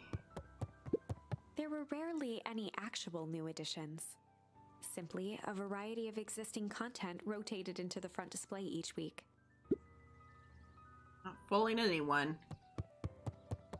Alright. Hi. Hey, Jas. Oh, hey, Luca. Rolo come by here? No. I was actually surprised. You usually hear early on the days when a new issue drops. Rolo's the biggest Hank Atomic fan I know. Beside myself, that is. Well, if he does swing by, tell him to meet me you know where. Well, I don't know where. No, he knows where. Oh! Roger that, Space Cadet. The bottom corner shelf was a dusty array of thick science books. Only one binding was clean enough to read. Cellular Biology and the Chemistry of Mitosis. Boring. I don't like how that's the only one readable, though. Mycological Phosphorescence. Ugh. Or like... My completely loss of interest. Jeez. The entire top level of the library was devoted to comics, most of which were Hank Atomic and the myriad of lesser revered spin-offs. Nerd! I got an achievement for reading all the books. Nice. Okay, well, hello. Kato volunteered at the library during the summers. He wasn't very social, so he'd dedicate each summer to becoming an expert in a single subject, making him a reliable source of very particular knowledge. If you were to ask Kato something he didn't know, he'd escape into the dusty old bookshelves and return with just the right thing. Hey, Kato. Kato was lost in his reading. Luca crooked his neck to see the title, Introduction to Melitology. Ahem. Oh, hey, Luca. You stuck up on me. Good book? I don't know, just started He it. gestured to the shelves. I'm really running out of books I haven't read yet. So now it's on to the wonderful world of bees. Turns out bees are pretty cool. For instance, did you know that around 70% of bee species actually live in underground tunnels? Or that if there are 2 queens in a hive, they will fight to the death for supremacy. Oh, we've learned fight. Oh, that's interesting, but... You haven't seen Rolo around here recently, have you? Not since yesterday. Keep an eye out for him, okay? Sure thing. If you see him, you'll be the first to know. If I see him, you'll be the first to know. Okay. Well... Oh, hey. What sort of monsters puts candy behind a locked door? Oh yeah, Mr. Nutcreed works weird hours sometimes. Of course he does. How about you? But when do I work? No, what's your name? Oh, Luca Van Horn. You new here? Yep, not by choice. Beck's family moved often, giving her little time to establish any real connections. Oh, he's a sweet little cat. She would tell you she prefers it that way. I'm looking for my friend Rolo. He didn't come home last night. So he's missing? I guess so. Like, missing? Does this sort of thing happen a lot around here? Luca shifted his feet uncomfortably. Well, that sucks. Yeah. So, I should probably get going. Hey, wait up! What? Beck pulled a coin from her pocket. I'm coming with ya. What? So says the unlucky penny. Unlucky? Yep. Well, technically it lands on heads. Leave the kid alone. Leave the kid to find his friend alone. But I always did the opposite. Oh, that's kind of like me and Rolo. I guess Rolo is my unlucky penny. That settles it. A person should never be without their unlucky penny. Let's go find him. The name's Beck. A pleasure to meet you, Beck. I suppose I could use some help. Try to keep up. Alright, so that's closed. Okay. Hey! Joe, have you seen Rolo around? No, sorry, Luca. What? I've got my eyes in the dirt looking for beetles. Can't seem to find any. You never came home last night. You think it's because it's been colder than normal? I don't see why that would have anything to do with Rolo. No, the beetles! You think the temperature confused their circadian rhythms or something? Who's to say? I'm no beetologist. Just keep an eye out for him, would ya? Of course. Okay. What was this way? After A the big foul freaking harvest house. destroyed their wealth and reputation, the Valentines shuttered off their estate from the rest of town. So they gated themselves in the moment Valentine the thing Mansion happened. loomed over every other building in town, both figuratively and literally.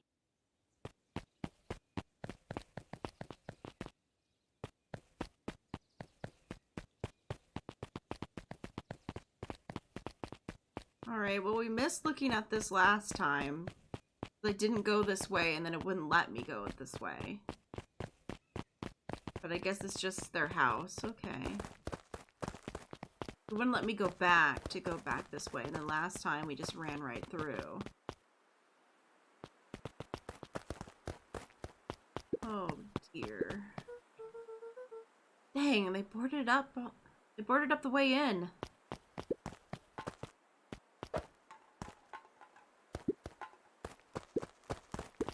Okay.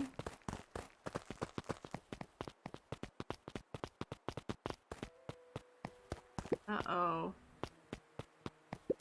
Luca felt a chill as he approached Beck. Her eyes were locked on the strange green liquid. The nearby grass was coated in a fine layer of frost. Is this sort of thing normal around here? Because puddles of glowing ooze are definitely not what I expected from this place.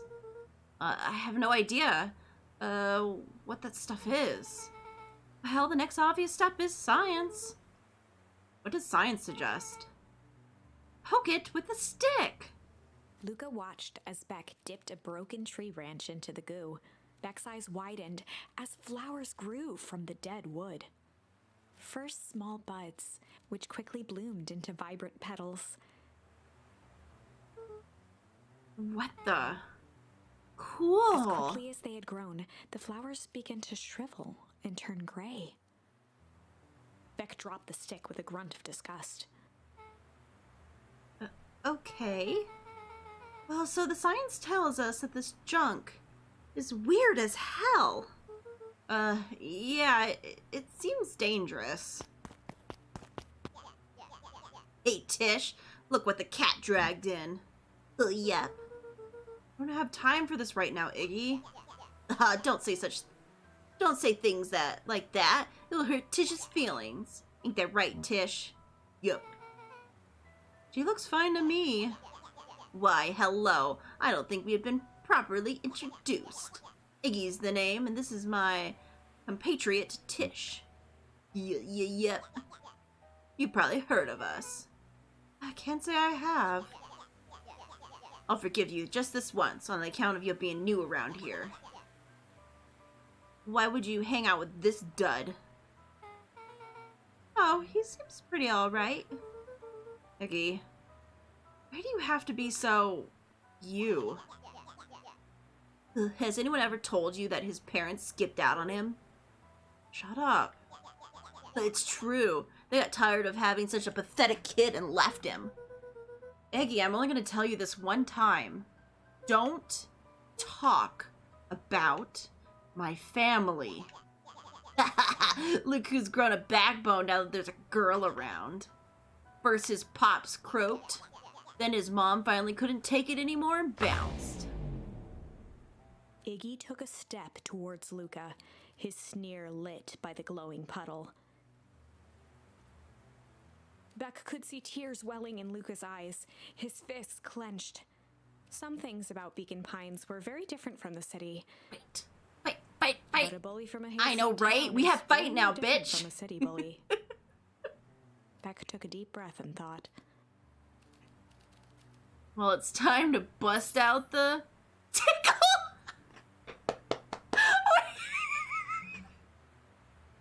Okay, it's no fighting. But tickle are strange.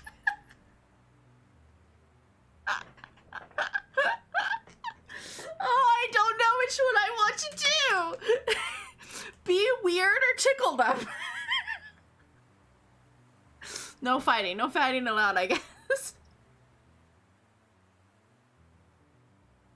Lunos is upset. She was really hoping for the fight. Tickle time! Well, time to bust out the tickles.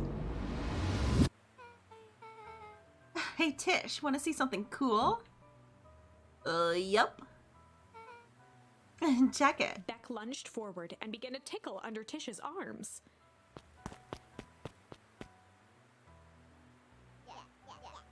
What the? Is she tickling you? Yup. Tears began to form in Tish's eyes as she gasped for breath between gales of laughter. Beck redoubled her efforts until Tish finally had had enough. What just happened? She seems nice.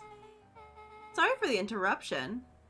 I think you were just threatening us? Iggy's eyes darted around, a realization dawning on his face that he was now outnumbered. We also had Slap. We did have Slap. I just remembered. I have somewhere to be. Mm-hmm. See you around, new Iggy kid. kicked at the puddle before making his escape.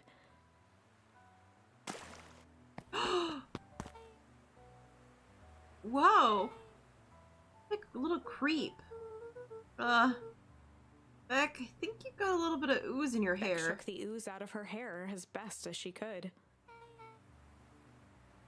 Is it bad? It depends on, what are your feelings about looking a little bit more, having a little more mature, refined look? Oh, God. Chapter 4. The Best Policy. We can find a decaying hand and possibly kill our friend, but we're not allowed to fight a bully. Luca paused for a moment, catching his breath. Oh. He'd only just met Beck, and somehow he already managed to drag her into this mess. Hopefully he could make it up to her. But finding Rollo was his primary concern. Okay. So I guess we hit at this point now. Oh. Well, I was gonna ask, do we just continue with the story or do we see what the other option was? But I guess we're continuing with the story. Luca, what the hell are you doing here? And why did that kid with gray hair just run past us in a panic? Roxy and Fitz looked drained. It was clear they'd spent all day searching. That's Beck. I don't care who she is. What happened? Well, we were just helping looking for Rollo. Luca, I need you to start telling me the truth. Roxy's temper could often be dismissed as the impatience of an older sibling. But this was the most intense Luca had ever seen her. Her eyes were wild and unfocused, looking straight through Luca. We're running out of In a time. torrent of rambled words and tears, Luca broke down. Rollo and I weren't just playing in the Weepwood yesterday. We were investigating lights at the old Valentine warehouse. Someone was there in a strange suit. And we hid in a dumpster and had a heavy bag dropped on us. I think it was a body. So we ran, but we got split up. I ran home. And it's all my fault. Now my best friend is never coming back. Oh, wow. Just... wow. Roxy, still exhausted and angry, softened briefly as her eyes hunted the ground in thought. With a determined sigh, she looked up at Luca. It's not your fault, Luca. Rollo's gonna be okay, I promise. Roxy drew herself up. I'm gonna fix this. Luca, go home.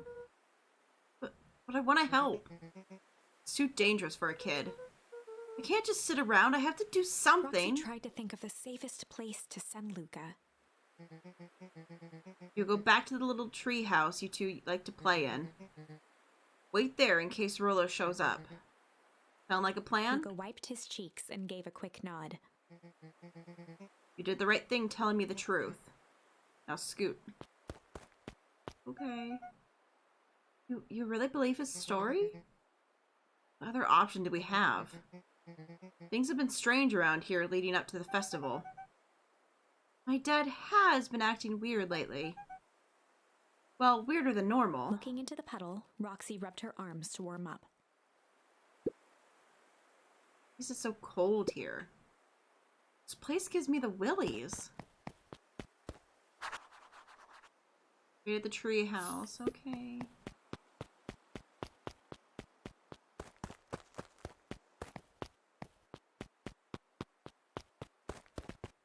Did I mess with anything else while I'm here? Or have I looked at everything for the day?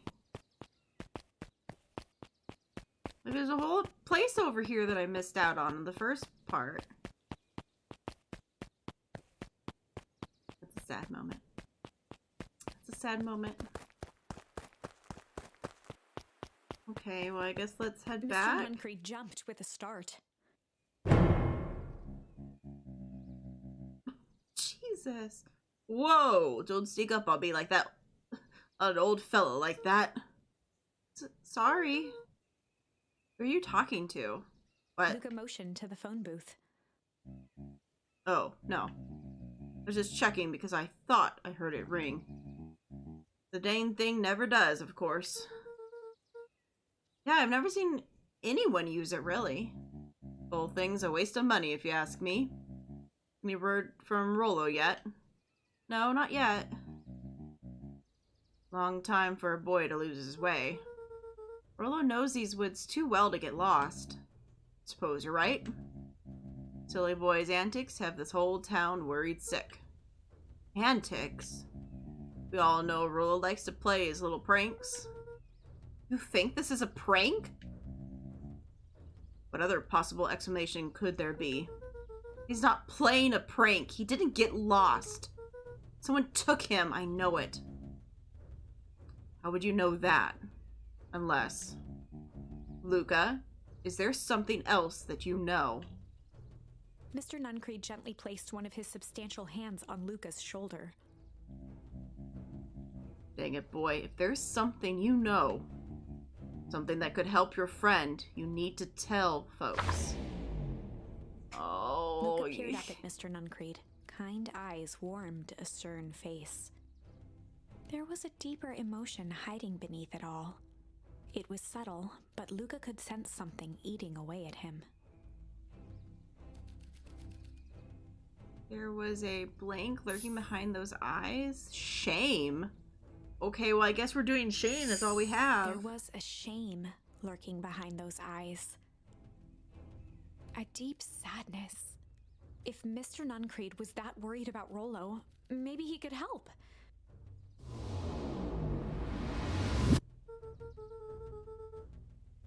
I don't like this because he's like really big and the guy that was in the thing was really big and I'm like... Yesterday, Rollo and I were messing around at the old Valentine warehouse. Mr. Nuncreed raised an eyebrow. Both of you? You were with Rollo when he went missing? Not exactly. I was hiding in the dumpster.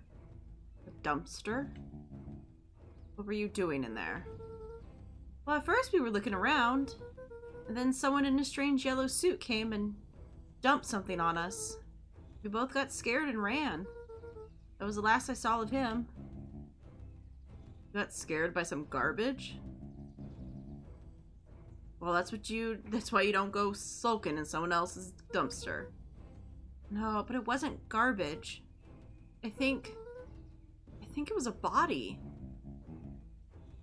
I'm sure it was just some trash. No, there was a name tag. It said Deep Engineering. Mr. Nuncreed's shoulders slumped. Uh-oh. Oh no. I wish you wouldn't have said that. A deep sigh bellowed from his chest. Why did you have to? I tried, Luca. Gods know I tried to keep you Luca safe. attempted to take a step back, but Nuncreed's hand clamped down on his shoulder. You Van Horns just can't help yourselves, can you? We were so close. So close to being done with this. With a firm shove, Nuncreed manhandled Luca into the phone booth. What are you doing? It's out of my hands now. The door latched shut with a mechanical hiss. Shit. As Luca I pounded the knew glass, it! The floor dropped from under his feet. The inside of the phone booth Oh was my now god, well, loose, we've got ourselves plummeting murdered at again. gravity's whim. Luca winced and pressed his hands to the walls. As he braced for impact, the capsule hurried to a surprisingly smooth stop. He felt a cold rush of air and opened his eyes with hesitance. Two large figures in hazmat suits occluded his view. Luca heard the deep, resigned voice of Mr. Nuncreed over an intercom. He knows too much. The end. Wait. No. What? This isn't the end. I know there's still much more. Somehow this went wrong. Okay, it's just something like, Okay, no, this is let's not how try it something ends. else. Okay. They're just gonna continue doing that, okay. Yeah, the only other change is we are strange instead of Tickle. Wow, Tickle got us killed. I guess because she ran away. We don't want to be alone. Anytime we're alone is when bad things happen. Okay, so we have to come back here and we have to be strange instead. Well, time to bust out the strange. Alright, Luca. Looks like you need a little mud bath. What's wrong with you, new kid? We're about to pound your friend. Beck stared in silence, the only sign of life being the twitch of an eye. Well, it's weird when people don't talk. Yep. Stop being a weirdo.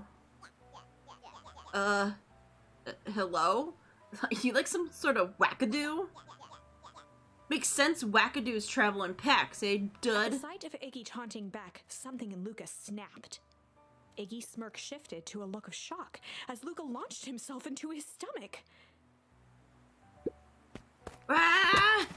Iggy's clothes were drenched in the glowing ooze. You jerk, my clothes are ruined. I'm Iggy's gonna... voice began to slur as he struggled to get up.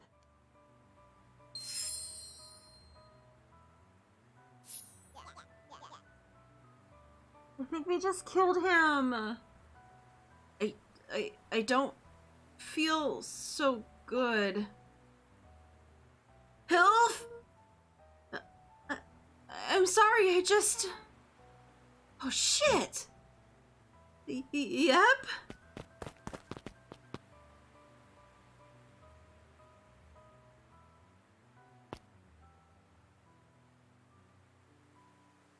Okay, but we didn't kill him, we turned him into a monster. Okay.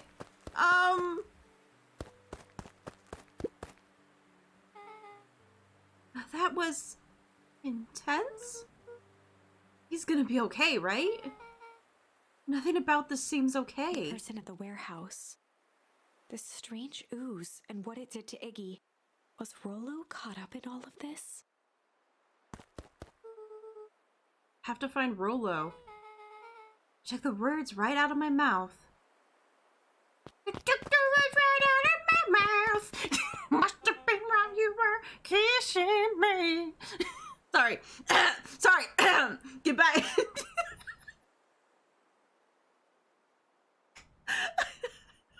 Why am I so bad at remaining not fucking weird in the middle of a scary game?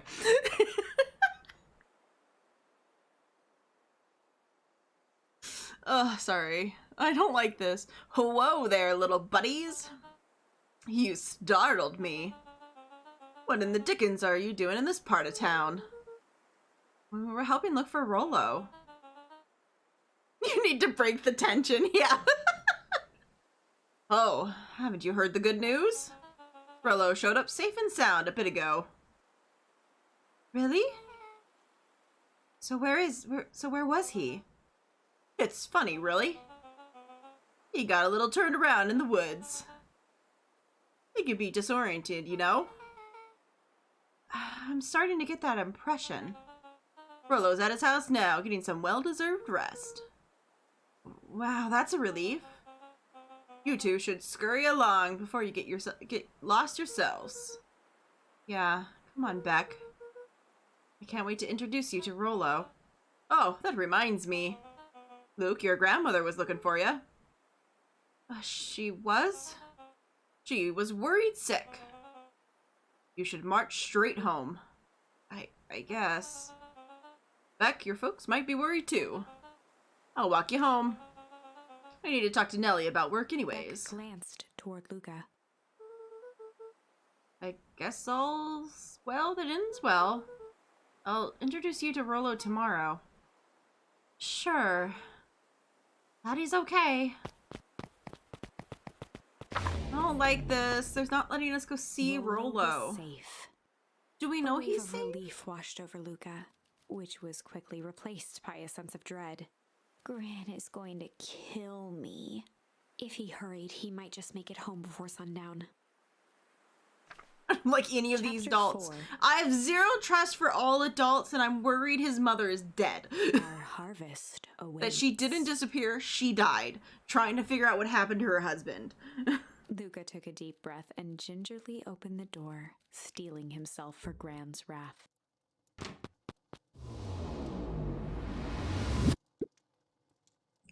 Gran? I'm home. Everything's fine. Gran?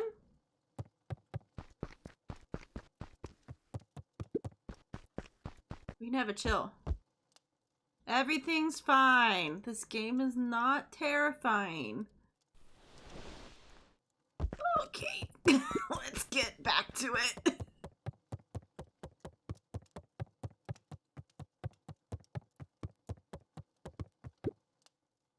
Gran?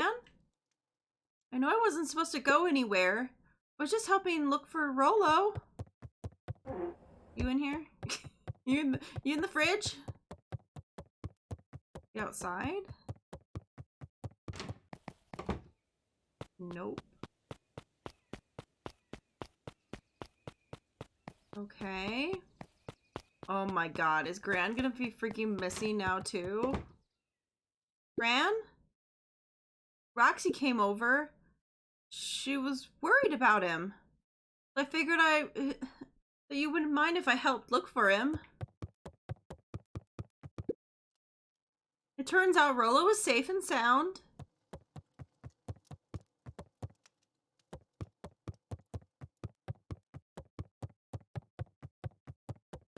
Luca was alone. The house was empty. But Gran's not back yet? I guess that's a good thing. Nothing to do now but sleep, I guess. What? You're just gonna go to sleep? Luca was sitting by the pond, listening to small waves lap against a rock. His father sat in a folding chair in front of him.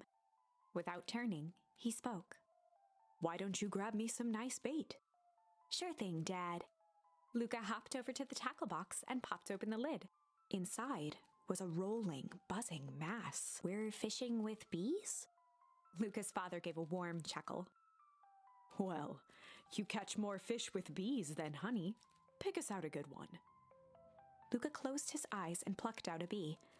He could feel its wings struggle between his finger and thumb. Holding it at arm's length, he hurried over. His father deftly baited the hook and examined his work. "Interesting choice." With a practiced flick of the wrist, the line buzzed in a graceful arc. The water accepted it without a splash or ripple. "The wrong choice, but I respect it." What? The pond began to freeze over. "Sometimes we gotta make the wrong choice before we can make it right." Pallid ice propagated across the still surface with an alarming speed. Luca scrambled back as the ground beneath him turned cold. "Dad, I don't understand." Sorry, kiddo. Understanding isn't always part of the deal. The relentless ice shot through the fishing line toward his father. Dad, look out! His father casually wound the reel. None of it's your fault, you know. Never was. Dad, we have to go! Luca grabbed his father's shoulders, trying to pull him away. Please, you have to run! The ice crackled as it spread across his father's hands. That's the thing about fishing, Luca. His chest began to crystallize. What? You toss your hook in, and you never know what you're gonna pull out. A shock of searing cold ran up Luca's arms. He gave one last desperate tug. The chair tipped backwards in a single frozen mass. Luca tried to stop the momentum, but it was too late. He watched the icy form of his father slam into the hard ground, shattering into 1,000 pieces that crowded around his feet. Dad, I don't understand. What does all this mean? The gentle rustle of leaves was the only reply. Yeah, it's true, yeah. Hardly surprising that he would have a freaking... Oh, no. Luca's eyes struggled to focus on the walkie-talkie. Rollo? Faintly, he could hear Rollo amongst the noise. Luca! Rollo, is that you? Luca! There? Rollo, it's in the middle of the night. Luca, thank God! Listen! I don't know how long this thing will work down here. Down here? Rollo's voice was coming through more clearly now. But some words were still just static. Listen to me. Someone grabbed me yesterday. What? The man in the hazmat suit? It was, like, took me to some sort of... I think I'm underground. Underground? Are you okay? Kinda. They seem more interested in blank for now, at least. Mr. Keir said that you made it back home safe. Here? No. Trust. Ease. Hold on, someone's coming. Went silent. Rollo? Roller, where are you? Still, waiting for a response. Okay, well, Rollo's not dead. His pounding heartbeat marking the passage of time. Good news. Okay, I think they're gone. It's getting worse. I can barely hear you. Began to fade. Losing signal. Not much time. Mission control. You need to blank the treehouse. The With treehouse. that, the signal died for good. What is he trying to say about the treehouse? What's at the treehouse? The Atana! He wants me to use the Atana in the treehouse to get a better signal. Rollo, you're a genius. He grabbed the walkie-talkie and sprinted to the treehouse.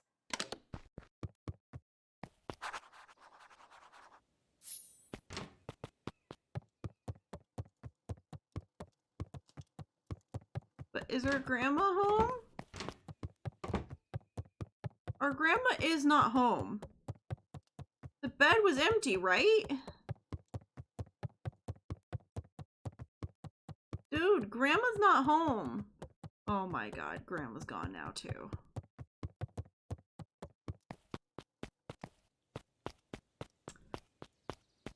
Luca heard a group of footsteps approaching. He dashed behind the bushes to avoid being spotted.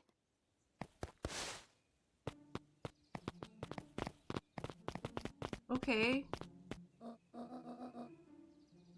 So, we all understand our roles. And you can count on me.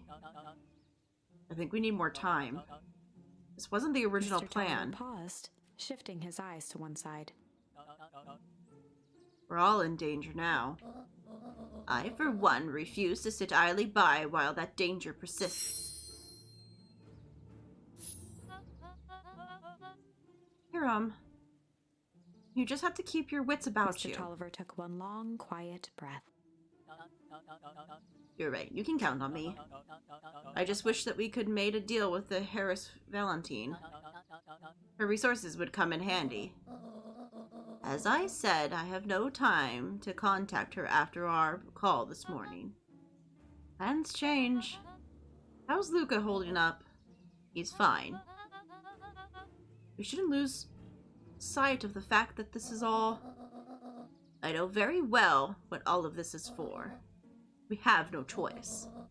Operation Sparkplug has a new operation. Objective. Are we in agreement? The three shared a determined look.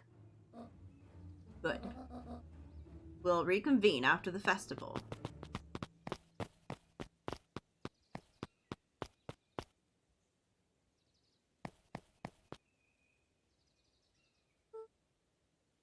Fran? Why are you meeting Mrs. Fratelli and Mr. Tolliver late at night? Shh! Fun of you!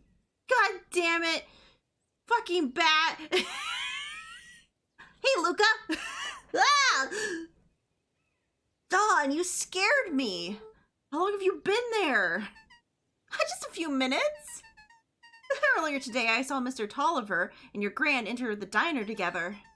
When my shift at the newsstand was over, they still hadn't left. So I used the greatest tool of investigator reporter. Time. When they left, I tailed them here. What do you think they're up to? Whatever it is, they seem organized and determined. They mentioned the festival. Yeah, I heard that too. Has your Grand been doing anything different lately? Or recently? Anything strange? Got a phone call this morning and rushed out the door.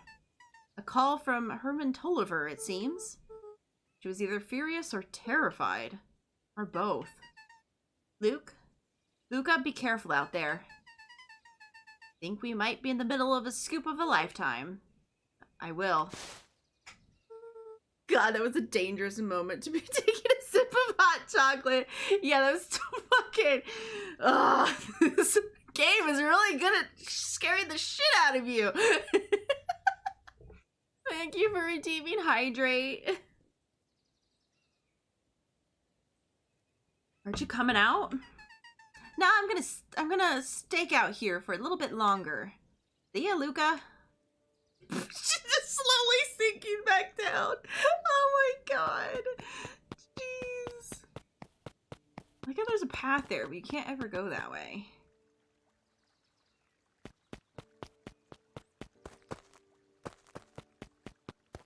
I probably shouldn't be letting people know I'm out and about, but I really want to know. I did it. I changed the sign. Splendid. Did anyone see you? I don't believe so. You were right. It was simple enough to rearrange the letters. Odd choice for a prank, though. In situations such as these, odd is good. The two boys shared a mischievous grin. I can't wait for everyone to see the big reveal. It should be quite memorable.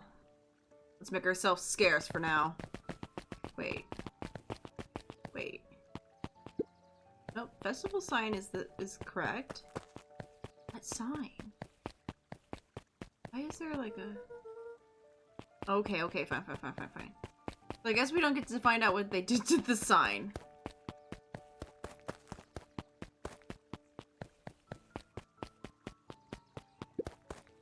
Maybe it's the sign that's above this, where it says festival. Maybe that's what's hiding.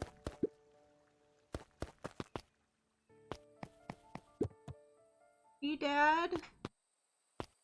Is there any new bait? Oh, there is! Strapped some tape around the hook. Hey, you never know.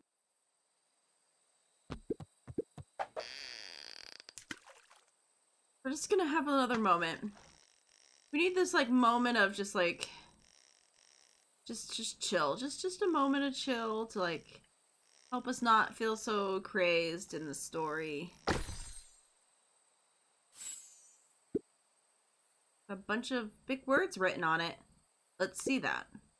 We regret to inform you that your application for property rights with respect to the Deacon Pine CBD and surrounding area has been rejected. Who is that for? Applicant. Valentine Estate. Good. Good. The heck? Luca placed his finger on the line. Sometimes the best stuff is at the bottom of the pond. So they tried to apply to buy more property?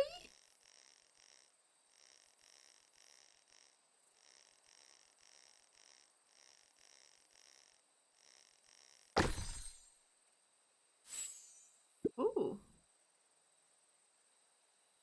Malice 880 proof whiskey. A hard liquor for a hard man. Best leave it be. Takes a real piece of work to leave something like that lying around. There's something inside of it, though. There's a letter inside of that, though. Dad, there's a letter in it. Okay.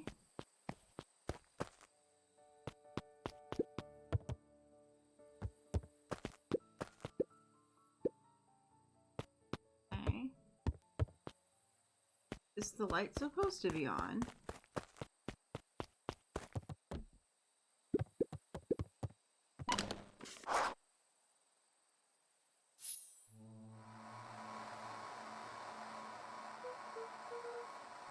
Rollo? Rollo, are you there? I'm in the treehouse now, Rollo. Mr. Kira said that you were all right. But what happened out there? Dang it, Rollo, where are you?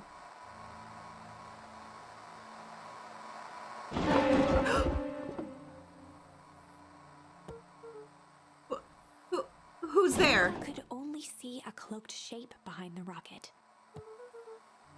I've got weapons in here, so you better come out right now. He strained to hear as a muffled voice began.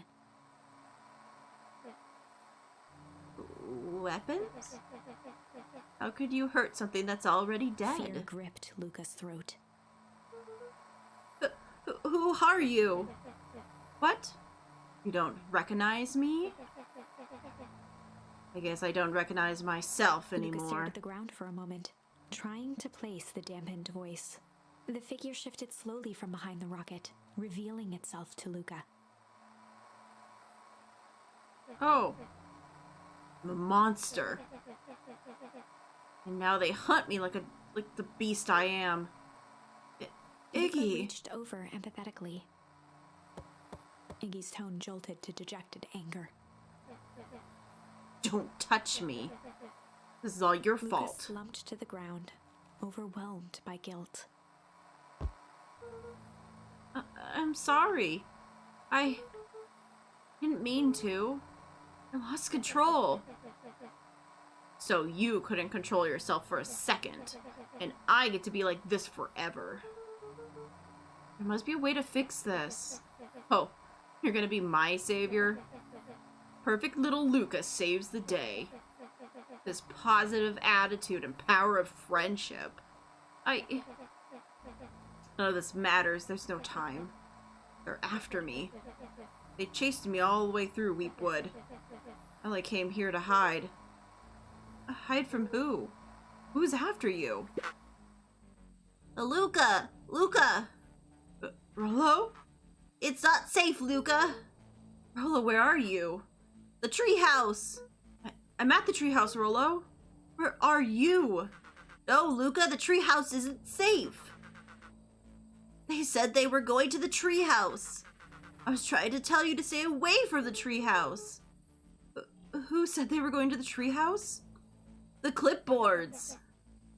What did I tell you? Those perennial harvest wackadoos are after me. They've been chasing me, yelling questions at me. What sort of questions? They were saying the same stuff they always do, but it's different now. Less asking, more threatening. I'm gonna figure this out, Iggy. Yeah, well, thanks. Hello? In the presence in the Aberyl domicile? Crap, they found me. God, what is happening? Don't panic. You stay here, I'll see what they want.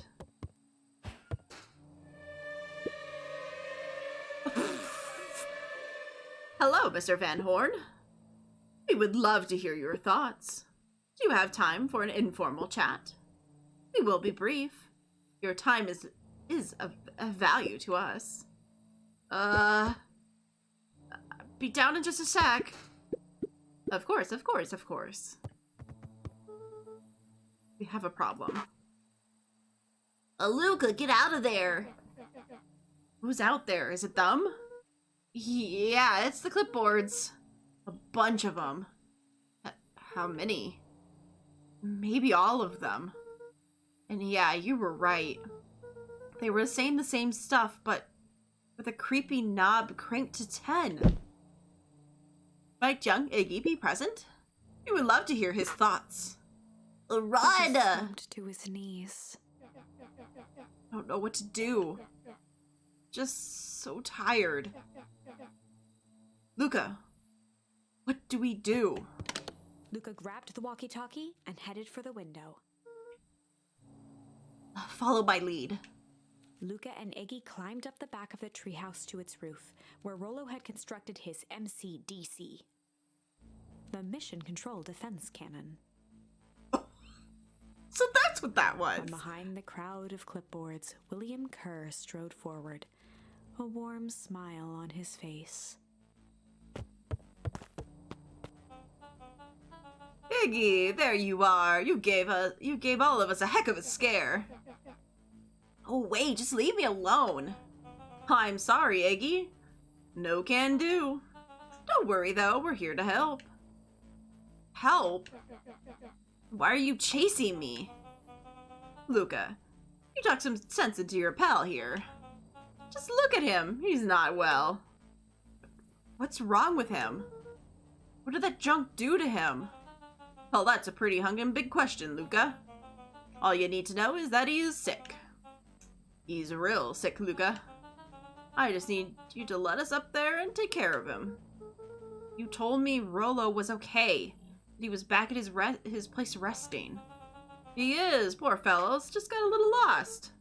It's a lie. That's a hurtful thing to say, Luca. I thought we were buddies. Why, because he lets you ramble like a wackadoo? Nobody likes you, you creep. Kerr's smile faltered. Ew. Why don't you pop down here and say that so we can have a face-to-face? Yelling like this is gonna give us all a heck of a sore throat. And who would wants that? Luca's grip tightened on the MCDC. What did you do to Rollo, you liar? Oh, shucks, Luca. The only tiny fib I told you was that he was home. He is resting and he is perfectly safe. For now, at least. What happens next is up to you, Luca. Look around. You're in quite the pickle, and I'm the only person in the whole wide world who can help you. You've got to decide how this ends. Luca's mind raced. He was caught in a trap. What do you do when there's no hope? Fire? Iggy wiped his cheeks with a sleeve. What are you gonna do, Luca? Fight? Yeah. Luca drew himself up and decided to take the only option they had left. Fight! It's the only option we got! Luca drew himself up and decided to take the only option they had left. Fight. He swung the Mission Control Defense Cannon around, aiming it confidently at the smirking face of William Kerr. Hey, Mr. Kerr. Luca summoned his most insolent demeanor. Rollo sends his regards. Hey? That was uncalled for. More than a little rude. And just plain unsanitary. Luca, I really did think we were good pals. What a shame it has come to this. Turned his back on the two boys. Uh-oh. In this. With a nonchalant wave of the hand, he made his exit. As the clipboards began to slowly advance on the treehouse, Luca looked Well, that to didn't Iggy work. with resignation in his eyes. The end. Well, That escalated quickly. Maybe discretion was the better part of valor here. what? Let's put a pin in this for now. Okay. Oh, okay. We can struggle. Wait.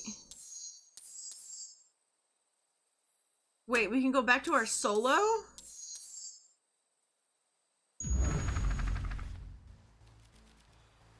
Story is about struggle? This is a story about struggle. Luca could hear a machine humming somewhere nearby. He felt around wildly, searching for something, anything that could help. His hands found a hard object, maybe a tile? He yanked it free, lifting the cold stone. Let me go! Luca swung the tile as hard as he could at the shape that still held fast to his leg. He heard the crack of glass as the stone hit the assailant's mask. With a muffled yelp, the hand let go. Luca was free and scrambled to the door. He never looked back once on the long run home. Chapter 3. Everything's fine. Okay. Okay, so we're back to we went by ourselves there, and instead of getting dragged in, we struggled free by hitting what's his face? The next morning, it was quieter than usual at the breakfast table. Only the Yeah? sound of silverware and chewing interrupted the awkward silence. Yup. Yup. Uh-huh.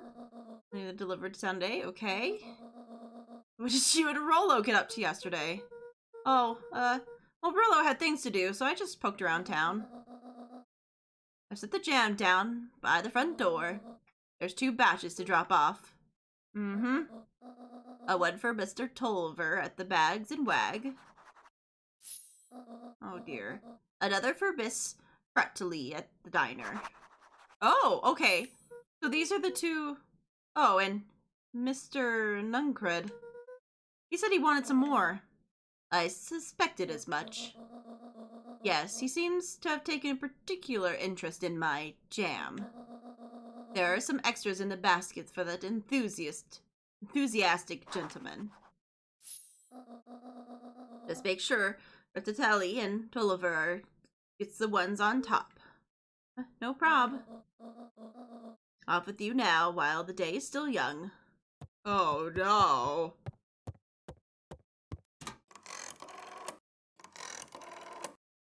Okay, so they did not meet up. Hello, it's Juniper Hartford. Before you hang up, just hear me out. I have a business proposition.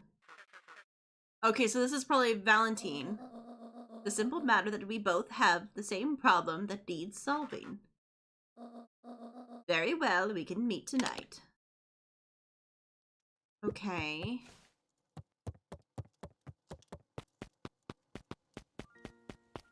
Hey, Rolo! Okay. Sorry about yesterday. Roxy can be so annoying. But good news, no more boring chores for me today. Did you make it to the old Valentine warehouse? So, what did you find? Give me the dirt. Something happened. There was someone else there. What? Who was it? Was it aliens? I knew it would be aliens. No. The zombies?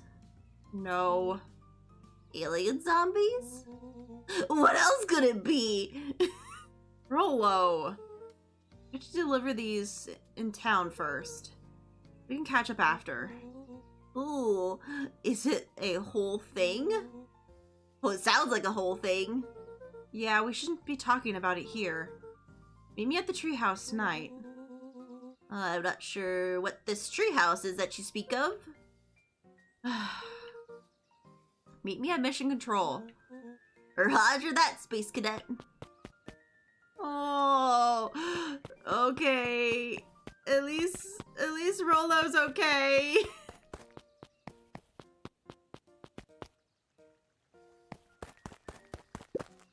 Hey, what's up? Wait, watch your step. Oh, sorry. There's a whole family of beetles here. They've gone missing. I thought they just sort of wandered around. Everyone has a home, Luca. Even Luca beetles. checked the soles of his sandals. I think we're okay. It's weird that they're gone. They went missing when the festival preparations began. You think the noise scared them away? You like that? Watch your step, okay? You know, dude, I think they're dying. I think they're all dead.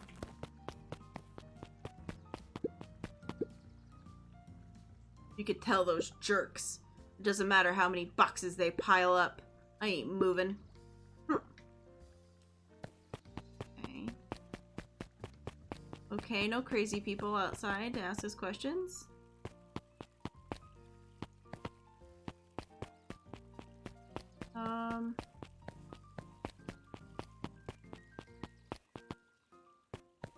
Okay, what's up?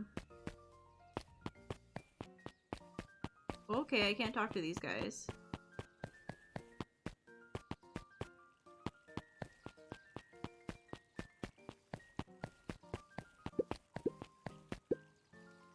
Mr. Wilder, I trust you have time to chat. Eris Valentine, oldest of Sharper Valentine's children, and heir to the Valentine fortune, had a way of making questions seem like demands. Certainly. What seems to be the problem? Mr. Wilder had learned to assume that if he was hearing from Eris, it was because she had taken issue with something he had put in the paper. I couldn't help but notice that the front page of this morning's paper was consumed with stories of the silly festival. Well, yes. That is the news of the day. There was no mention of the museum, nor the foundation through which it was endowed. I'm sorry, Miss Valentine. My readers are more interested in this tomorrow's future, rather than one particular family in particular. There was a time, Mr. Wilder, when the going-ons of my family was the only thing this town cared about. Well, things change, ma'am. And you know, change is dangerous.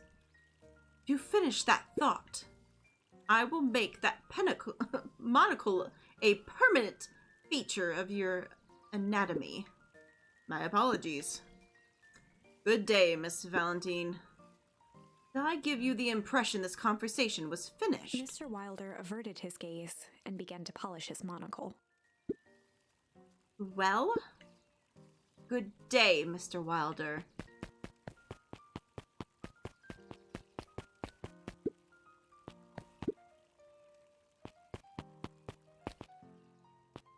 Alright, well, we need to give one to the diner. Heyo! Well, if it isn't my favorite little jam runner. Oh, hey, Mrs. Frettley. She leaned forward and pinched Luca's cheek. Oh, you're all skin and bones. Is your granny not feeding you? She is, it's just... I understand. You know, I taught your mama how to cook back in the day. I may not even remember, but you and her used to help out in the diner. Oh, you may not even remember. See that picture over there? That's you helping your mama back in the day. So cute running around with your little apron taking orders. The whole situation just breaks my heart, what happened to Eleanor. Aww.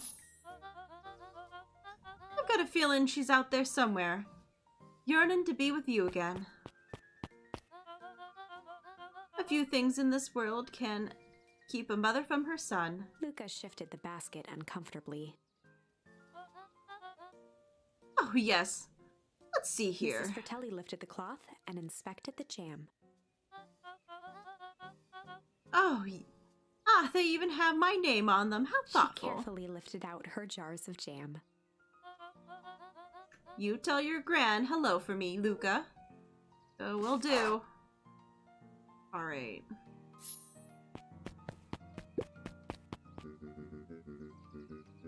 If I could be left alone, young Van Horn. Oh, sure. Sorry to bother you. It's just that Mr. Keir has asked me to make an opening speech at the festival. Being mayor and all, you might expect me to be a charismatic speaker. The truth is, I'm terribly nervous. I don't really think I'm cut out for this sort of thing. Cut out for being a mayor or for public speaking? Both, I suppose. I never really chose any of this. It's just more of a duty to my family. For our legacy. Sounds like a heavy burden. As for the festival, just speak from your heart. I'm sure it'll be great.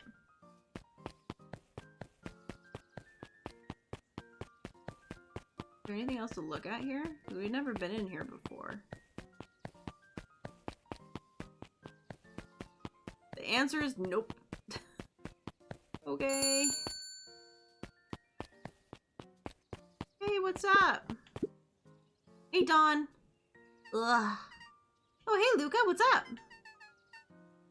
Oh, they got you on jam delivery, eh? Oh, yep. Have you seen the new kid around yet? New kid? Yeah, it came in from the big city. Her parents both got jobs here. But get this. One of them is working for William Kerr and I'm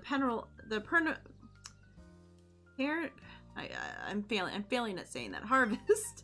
And the other is working for the Harris Valentine. And? Well, the Valentines represent Deacon Pine's past, and the Harvest has positioned itself as the town's future. Must make for some interesting dinner table conversations. I can imagine. Alright. What I don't understand is what the heck is going on? That's what I don't understand.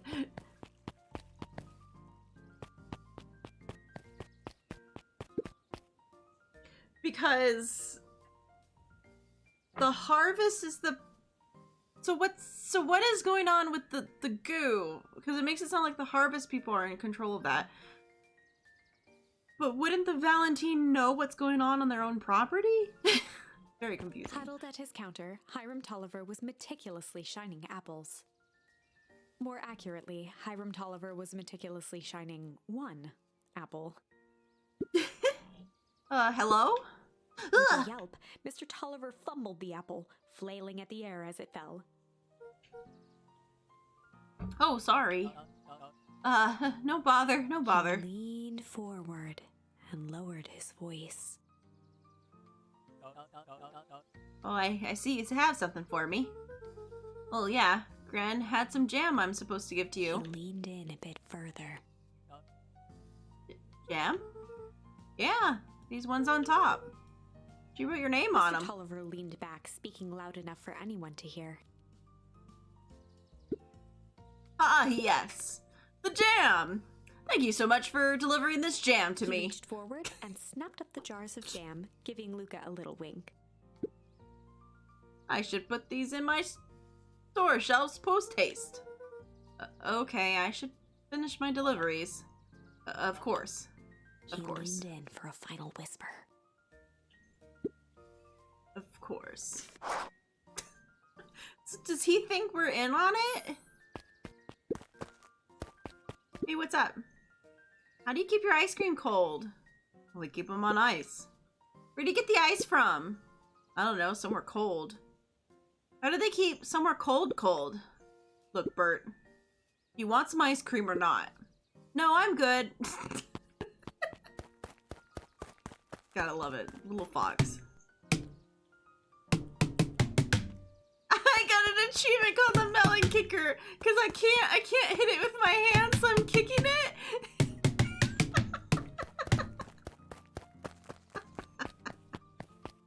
So is this different now? Like, have things changed and this is different, or is this the same? We all know Beacon Pines is a great town. What you may not know is great towns grow from mighty roots. I'm assuming it's and the that same. Is why you cannot tell but the I'm story of Beacon mildly Pines curious. without telling the story of one Sharper Valentine. Young Sharper's keen intellect and strong moral fiber led to a grand vision. A vision of a community dedicated to a better tomorrow. In his own words, a better tomorrow is within our grasp, but it requires a singular mind to harness it. Lucky for us, he decided to grow that vision here, in Beacon Pines. And how Okay, it doesn't seem like it's different. With fertilizer, of course.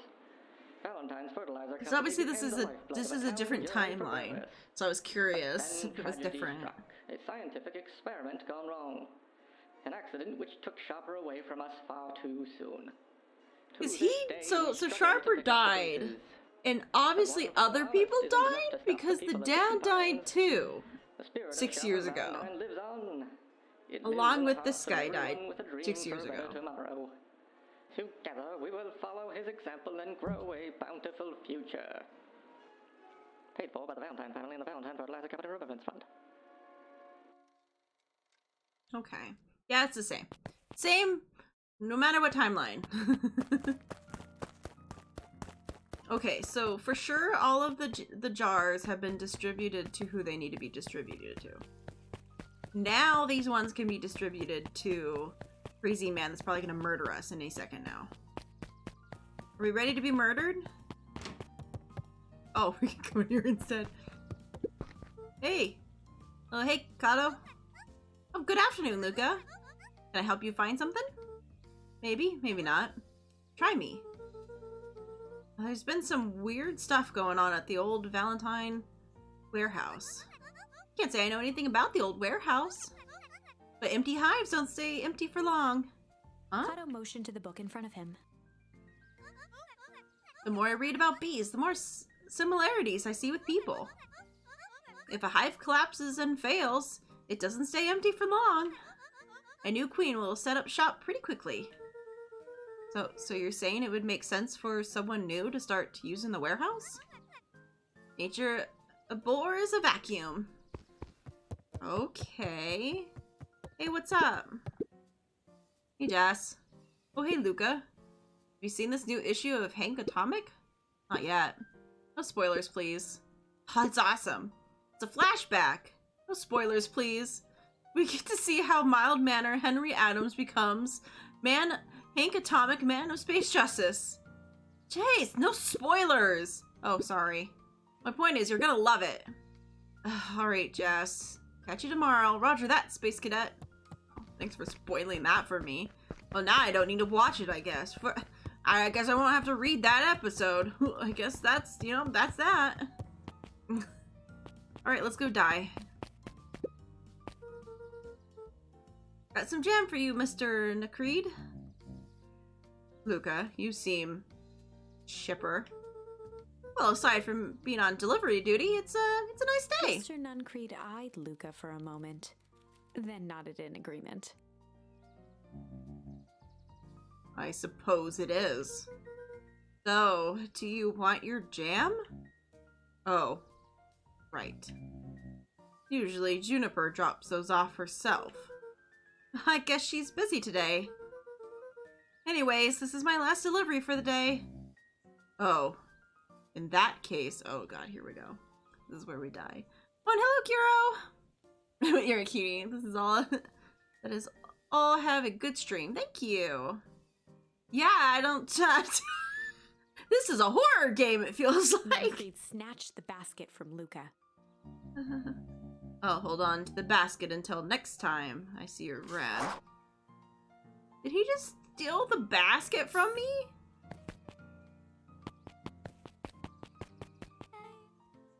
Hey, you! Anchovies or pineapple? What? Don't think. Just answer. Pineapple. Why? How old are you? 12? Perfect, follow me. Who are you? Anyone ever tell you you ask too many questions? Just try to keep up, okay? What just happened? Oh. Okay, we're not dead. Hey, what a crazy coincidence. Here's my new friend I was just telling you about. Oh, that's wonderful. Yep, we just hit it off. Oh, really? Get this, his favorite pizza topping in the whole world is pineapple. Oh, Oh, what's your new little friend's Beck name? locked eyes with Luca. The look on her face was equal parts expectant and desperate. Luca Van Horn. Nice to meet you. Oh, I'm Nellie, and this is Ilona. We're Beck's parents. Beck gave Luca a quick nudge. Oh, yeah. Beck told me all about you. Oh my god. our greeting in this timeline is you look, Moms, I made a friend. Already looks like it already feels like we've known each other for years. So you both can just obsessing about me making friends. Oh, darling, we never doubted you. It's just that for children with a fewer than 5 close friends, the probability of a stunted development doubles. Well, 1 down, 4 to go, I guess. Well, Nellie means that we just want this move to be as easy on you as possible. You can relax. A friend has been befriended. Well, this calls for celebration. Luca, you must join us for dinner tonight. Dinner? Wow, another coincidence. I'd already asked him and he had said he would love to. It's just... oh, wonderful. In that case, we should pick up some groceries. You two don't get into too much trouble now. Excuse me? Wow, that worked. Thanks a ton. You're welcome?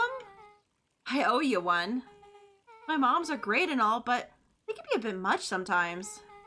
Our house is a little cottage next to the big mansion. Wait, you live on the Valentine estate? Yeah, that's the spot. Meet me by their creepy gate. Don't be late. Or I'm back to square one on the whole friend grift. Great, see you there. Damn girl. You just... Beck is... That's our greeting with Beck? Okay. Damn. Alright, what do you got to say now? Anger from the past, mistakes not yet made. A glimmer of hope for the future. He carried them all, in equal parts, everywhere he went. Oh heavens, what a burden to bear. Okay. I love Beck in all timelines so far. She is just... she's real good. She's real good. Hey, what's up? Do you think jam would make a good bait? I guess it depends on what you're trying to catch. At this point, anything. Do I have anything new? No, nothing new. Luca gently baited a good for skimming the... Couldn't leave. Nothing new. So... okay, so he's not here yet. What are we supposed to be doing now? I guess we're just supposed to go to the creepy gate? I guess we're gonna have more introductions with Beck's family, I guess? Damn. Okay. We've already done, yeah, we've done all this.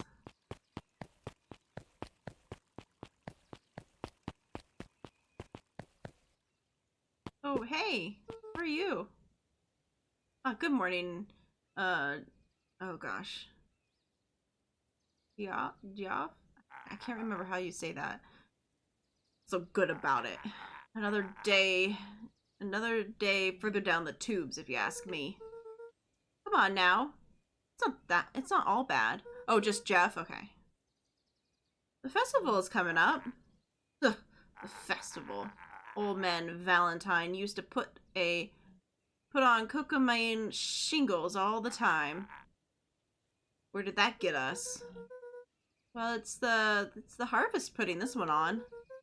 And they're doing it for the whole town, as far as I can see it. The difference between old Valentine Company and the harvest outfit, and this new harvest outfit. Jeff dug through his pockets for a bit. is the difference between this empty can and this brown banana. But those are both garbage. Exactly. Damn! Okay. Oh, same old, same old. Okay. Okay, well, he's gone. He did not murder us today. The telephone booth is now dangerous. We've learned things.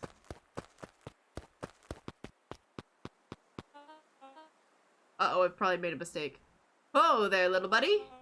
What brings you this neck of the woods? I was just wandering around for a bit.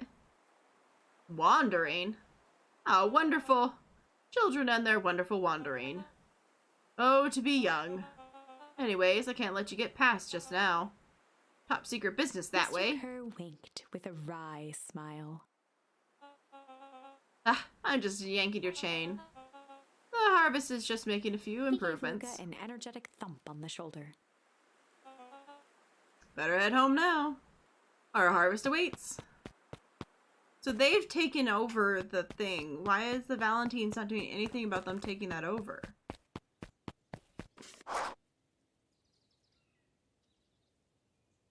Yeah, at least no one's going to the mutant goo right now, so no one's gonna get fucked up by the goo that way.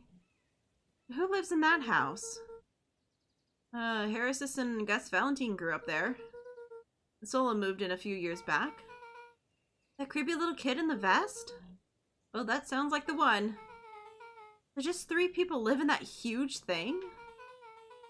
I bet a bunch of shady stuff happens all the time in a place like that. Oh, not really. The Valentines pretty much keep to themselves. Oh, it's empty and boring? Pretty much. What a waste. Well, my mom says it used to be way busier back before Sharper died. For the fowl harvest. Okay. That's like the 5th time someone mentioned this fowl harvest thing. And you all use the same ominous tone. Eventually you're gonna have to explain how that harvest all got fouled up. But we can't keep my parents waiting anymore. This way.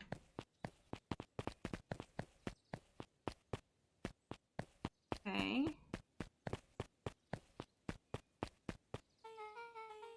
Most kids would have ditched me by this point. How are you still here? Well, you looked like you could have used some help. You know what, Luca? You're not so bad. Let's get through this as simply as possible. Just eat, smile, and nod. Fun. Great. Whatever you do not bring up their work.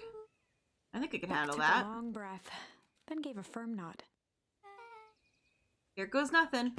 I'm guessing the fact that they're working for both sides is a sore subject. Dinner with the Moodwills. Ilona Moodwill was worried about change. A gardener at heart, she understood the necessity of change, relied on it even. But there was a difference between the controlled world of her plants and this cluttered cottage in a strange town. Almost done. Nellie was a blur of activity, digging through boxes. Sorry, love, couldn't find the dishes. We'll have to make do with paper plates. Dinner went by without much conversation. As she watched Beck and Luca finish up their pizza, Ilona let herself relax into the chair. The things she cared about were still here. Aww. Nellie finally had the job of her dreams. Beck was beginning to take root. Ilona's task was simply to tend to them. She could do that.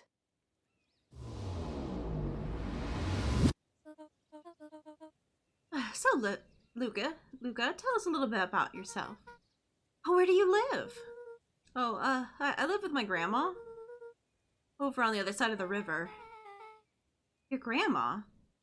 Where are your parents at? Heck, manners. It's alright.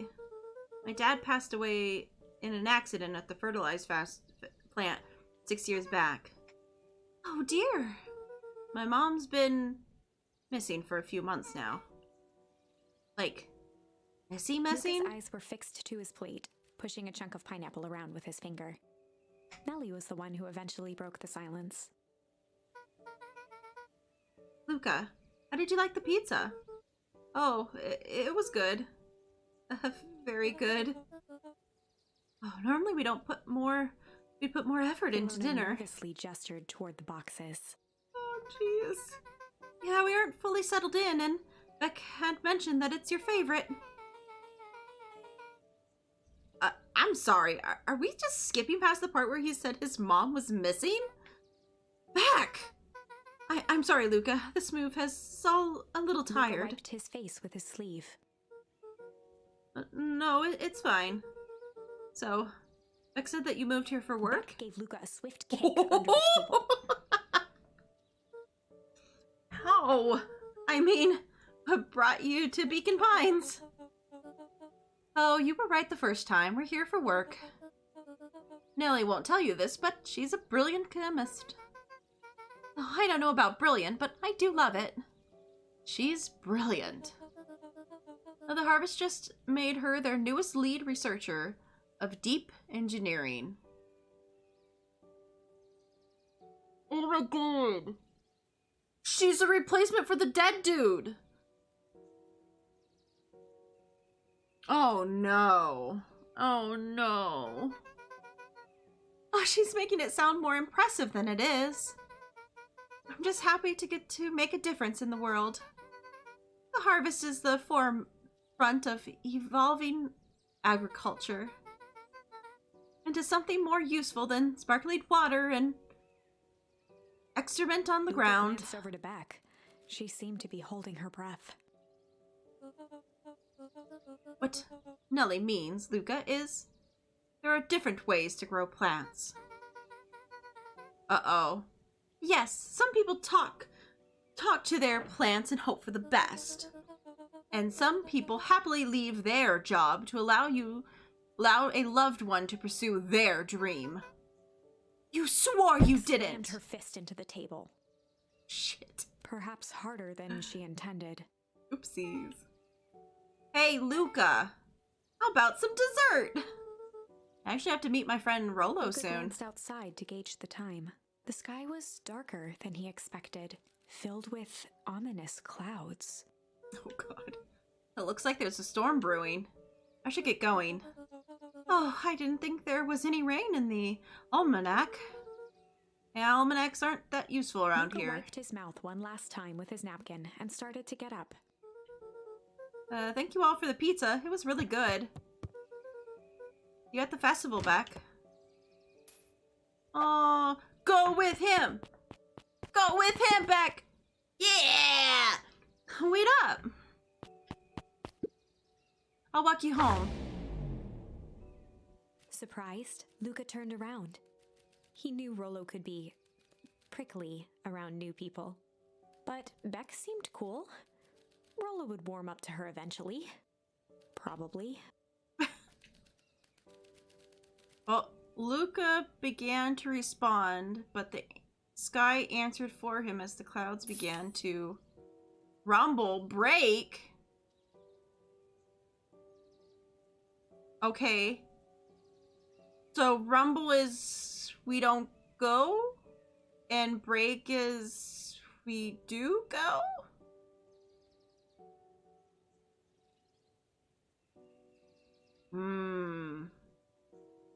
Oh, yeah, maybe.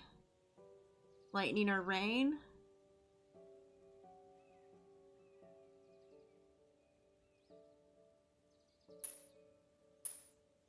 Well, the clouds began to break, meaning the rain went away, I would assume, right? That the clouds are breaking, they're disappearing? Versus began to rumble, being lightning or rain is about to happen? Maybe let's do rumble first? I feel like break might be what we actually want to do, because we want them to all end up together, but maybe the rumble will get them separated? Yeah, we'll try the rumble first. But the sky answered for him as the clouds above began to rumble with ominous thunder.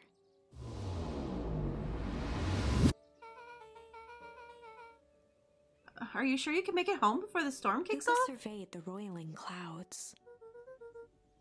I say the odds are good. Maybe you should stay here and I'll just make a break for At that it. moment, the heavens opened up, unleashing torrential rain.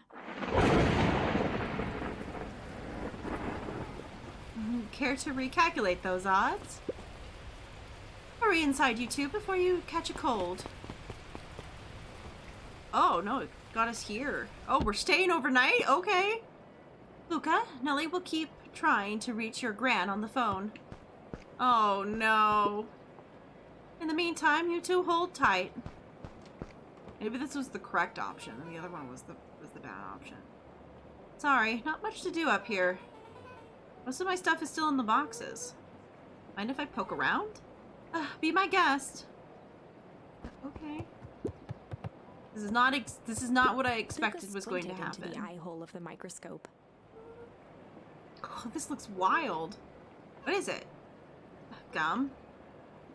Gum? Luca adjusted the slide with his fingers to get a better look. I'm tracking the structural integrity of gum with increasing amount of chewing. Chewed this one for 47 days. Luca wiped his hand off on his sweater and gave a nervous laugh. It's so gross. It's weird, I know. Looked down, timidly tapping the ladder with her feet. Aww. You think it's weird, don't you? A little. But weird can be cool. Aww. Oh, wow. Rolla and I have a radio just like this at our treehouse. Probably not exactly like this one. My mom and I tore the whole thing down to the bolts. Fitted it with state-of-the-art vacuum tubes. Well, she seems pretty awesome. She gets carried away sometimes. I think she feels guilty for working too much. So when she does have time for me, she'll shower me with the high-tech overcompensation. Luca flicked at one of the toggles. Bet you can get all sorts of stations on this. Not out here in the boonies. You wouldn't believe the stuff I could pick up back in the city. But around here, it's all form reports and static. Ah, shucks. Luca bent down to examine the bouquet of wilting flowers. Judging by the odor, they were well past their prime. Pungent. He flipped open the attached card. Oh, lovely. Happy trails from Coach Walker and the Fairview Condors. Boy, you weren't kidding around when you weren't kidding about poking around, were you? Oh, sorry. Was this from your old school? The most recent one, yeah. Some schools gave me going away cards. Some did flowers. When they're really trying to feel good about themselves, they do both. So you moved a lot. Yeah, that's the thing about having brilliant parents. There's always a better job somewhere else. These flowers would last longer if you put them in some water. That's the sort of thing I would do if I cared. Well, you care enough to keep them is all. Luca, can I ask you something?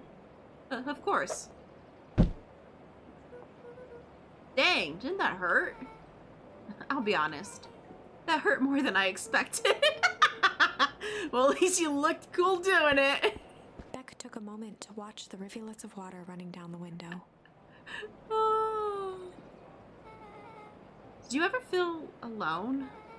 Like, even when the people are around?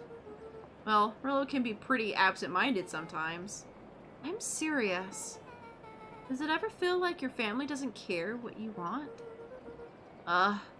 It didn't used to feel that way.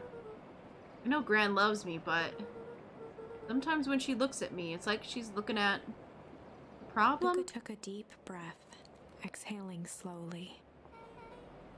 I know the feeling. How do you deal with that?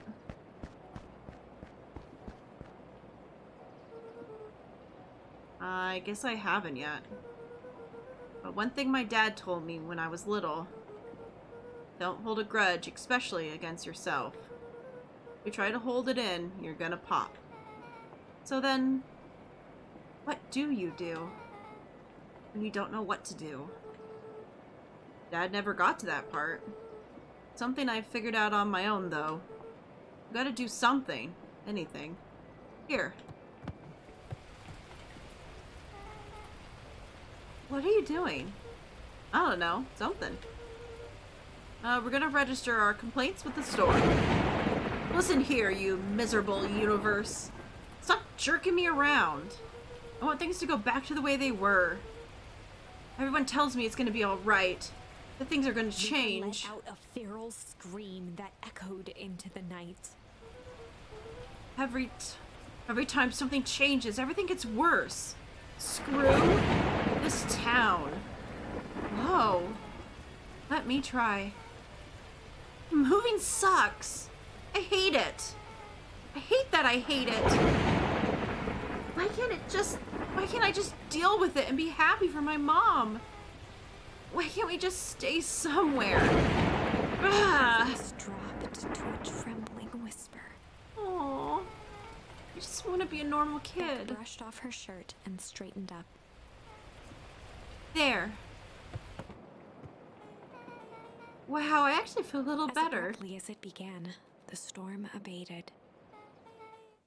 Thanks. I needed that. Me too. I should head out before the rain starts up again. Sure, I'll walk you out. See you and Rollo at the festival? Sounds good. Luca?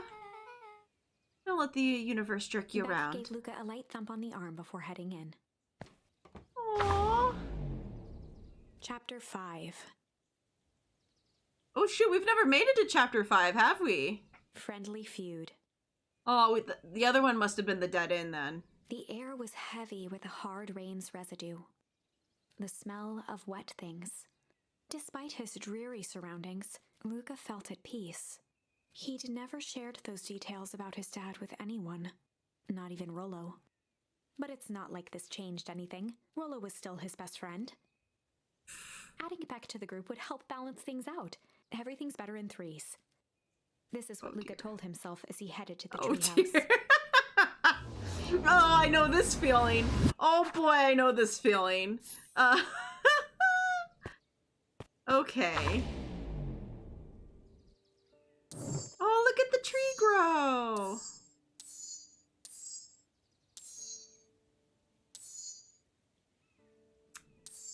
Yeah.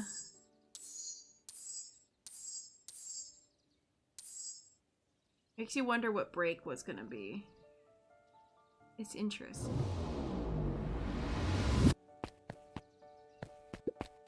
After the foul harvest destroyed their wealth and reputation, the Valentines shuttered off their estate from the rest of town.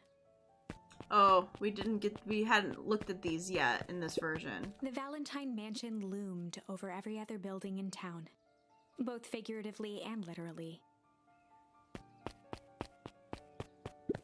What's up? Oh, hey, Don. Tracking down a lead? You bet. I just heard juicy new rumor. Turns out that Sharper Valentine died. He left behind a particular last will and testament. Particular how? He didn't give his children an inheritance. There were conditions. But, like what? Document stipulated that the Harris had to take on a child as her ward. A child our age, who just showed up to town one night with a lawyer. Oh, Solomon. Bingo! The Harris was forced to take care of him? Yep, or she would have lost everything. Why would Sharper care so much about a random kid? Rumor has it, old Sharper sowed some wild oats. Well, that explains why the Harris treats him. Poor Solomon. How did you find this out? A good reporter never reveals her sources, Luca. Okay. I kind of figured that was the idea because he's the same dog as the guy, you know? He's the same. Okay. The light was on in the telephone booth. I was curious. Everything seems to be closed.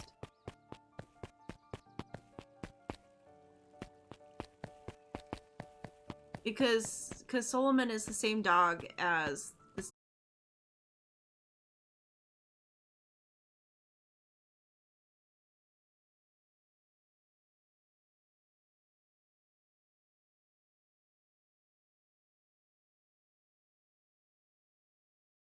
friendships. Oh no. Well, that's ominous. Okay, okay. Maybe this was the bad option. Excuse me, what are you doing? Just locking up for the night, sir. Oh, wonderful. You can only assume this means all festival preparations have been completed ahead of schedule. Not exactly, sir. The storm set us back a bit, and it's getting late, so we all decided to... You all decided? Yes, sir. I was unaware that your job involved deciding things. We were all here at the Pernal Festival because we believe in creating a better future. Yes? Yes, sir. Very much, sir. Do you want to be the one to tell this town that we failed them? No. That we gave up because of a little rainstorm and we got sleepy? Of course not, sir. Good. Then it's decided. Yes, sir. We'll work till the task is done. See you then. Oh, see that you do. Our harvest awaits. Words are hard. Words are hard. Okay, well, that's freaky. Okie dokie. Oh god, hiccups. No, not hiccups.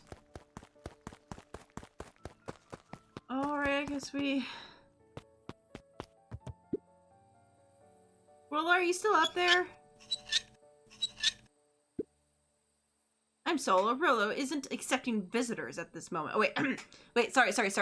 I'm sorry, Rollo isn't accepting visitors at this moment. Come back, never. Luca had only ever heard him speak in this stiff yet gentle tone a few times, and it always meant one thing. He was mad. Oh, you're upset. Oh, what makes you think that? Maybe because my best friend abandoned me for no reason? I didn't abandon you. I'm just a little late. Scoffed. The rain held me up. Liar. You weren't even home. What? The storm got bad and I got worried. I went looking for you. Imagine my surprise when I made it to your house and you weren't even there. I hadn't made it back yet. I'm not a fool, Luca. It doesn't take all day to deliver some jam. No, The storm rolled in out of nowhere, and I got stuck after dinners at Beck's house. Luca stumbled on his words, knowing he'd said too much. Beck? Dinner? What the heck is a Beck? She's the new kid in town. She's actually kind of cool. You'd like her. She just needed some help convincing her parents that she made new friends. New friends? I spent all day waiting for you. You were off making new friends? It's not like that, Rollo. You know. While I was waiting, I made some upgrades to Mission Control. It was gonna be a surprise. But you took so long, the storm knocked it all down. Like you knocked out our friendship. What does that mean? Luca became instinctively angry in response. Both boys were now shouting across the distance. It means you're a bad friend. You don't care about me. Of course I care, you ass.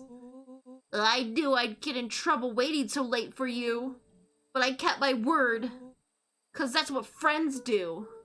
Oh wow, what a noble sacrifice you made. Easy for you to say. Your gran doesn't even care. You can stay out as late as you want. And you wouldn't even get in trouble. Seriously? You're acting like I chose this? If this is what you think, then maybe you're the bad Lolo's friend. tone changed to a calm, yet more intense anger. Uh-oh. Maybe your paw is right. Storm bring more than water. This one brought out the real Luca.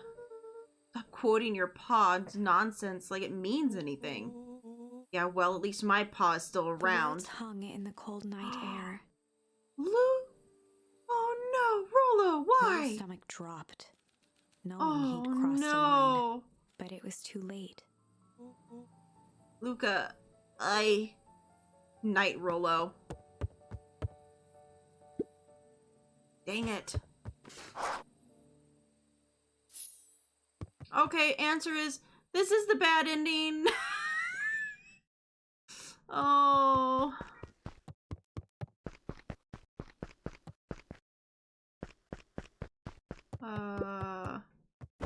Luca dug through his old stuff, not even sure what he was looking for.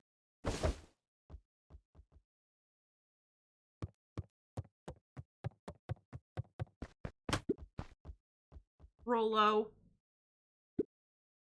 Jerk.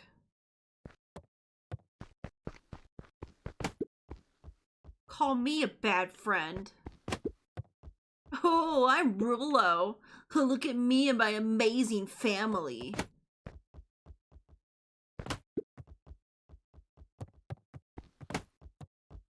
Oh.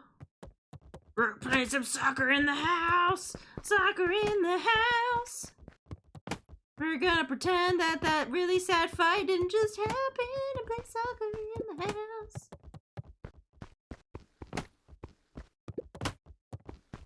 I'm gonna pretend it didn't happen. I feel sad now. I feel sad now. Words were said that cannot be unsaid. Okay, let's go to sleep. Guess I'm just never supposed to make new friends. Oh, no. Luca? Gran cooed gently from the hallway. You slept right through breakfast. Luca, are you alright? I'm fine. Just don't feel like getting up yet. Okay, I'll leave this oatmeal by the door. I've got to run out and take care of some things. Okay. I'll be back later to check in. Sure. Luca just wanted to be alone. He waited to hear the sound of the front door closing.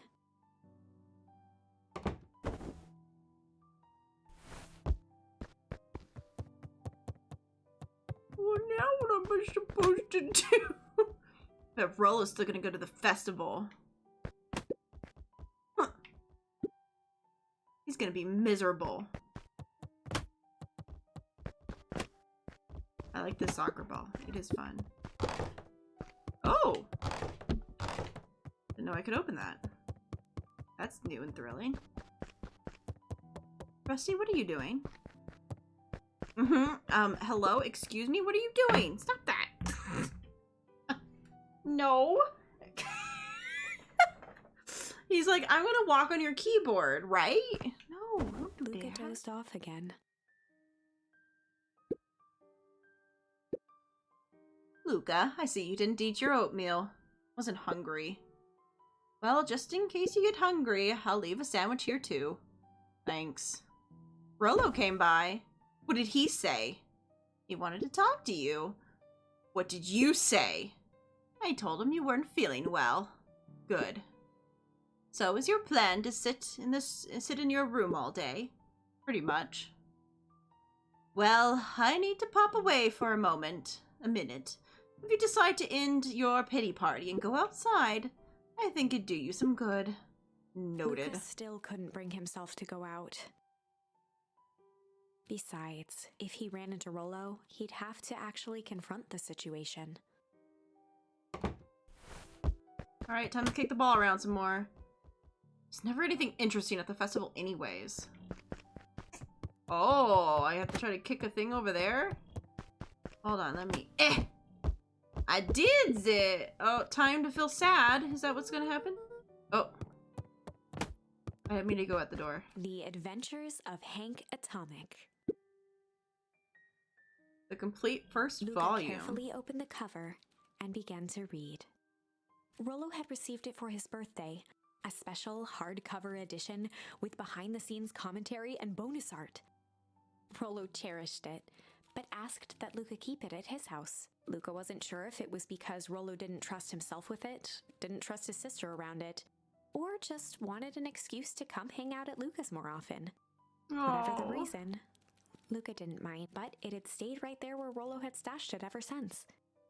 Now, at the foot of his bed, Luca lost himself in the pages. He'd read it all before, but at this moment, it somehow felt sentimental.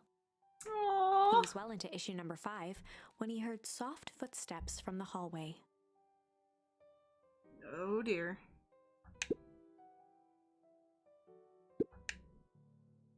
Luca, another little friend came to see you.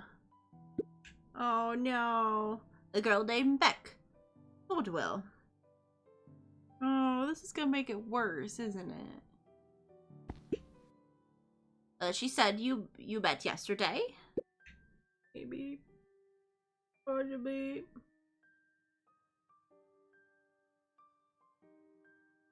Oh, I have messages. I'm sorry. Oh, sorry. Okay. What did she say? She here? She's just dropped by. I told her you weren't taking visitors today. Oh. She seems nice. Yeah. You had a fight with Rollo, didn't you? Can I come in? Maybe later. Alright then. I'll leave dinner on the kitchen table. In case you want a bite before Without bed. realizing it, Luca had pouted away the entire afternoon. The entire day? What are we He once talking again felt about? the weight of it all and allowed his weary eyes to close. Luca stood in a vast black expanse.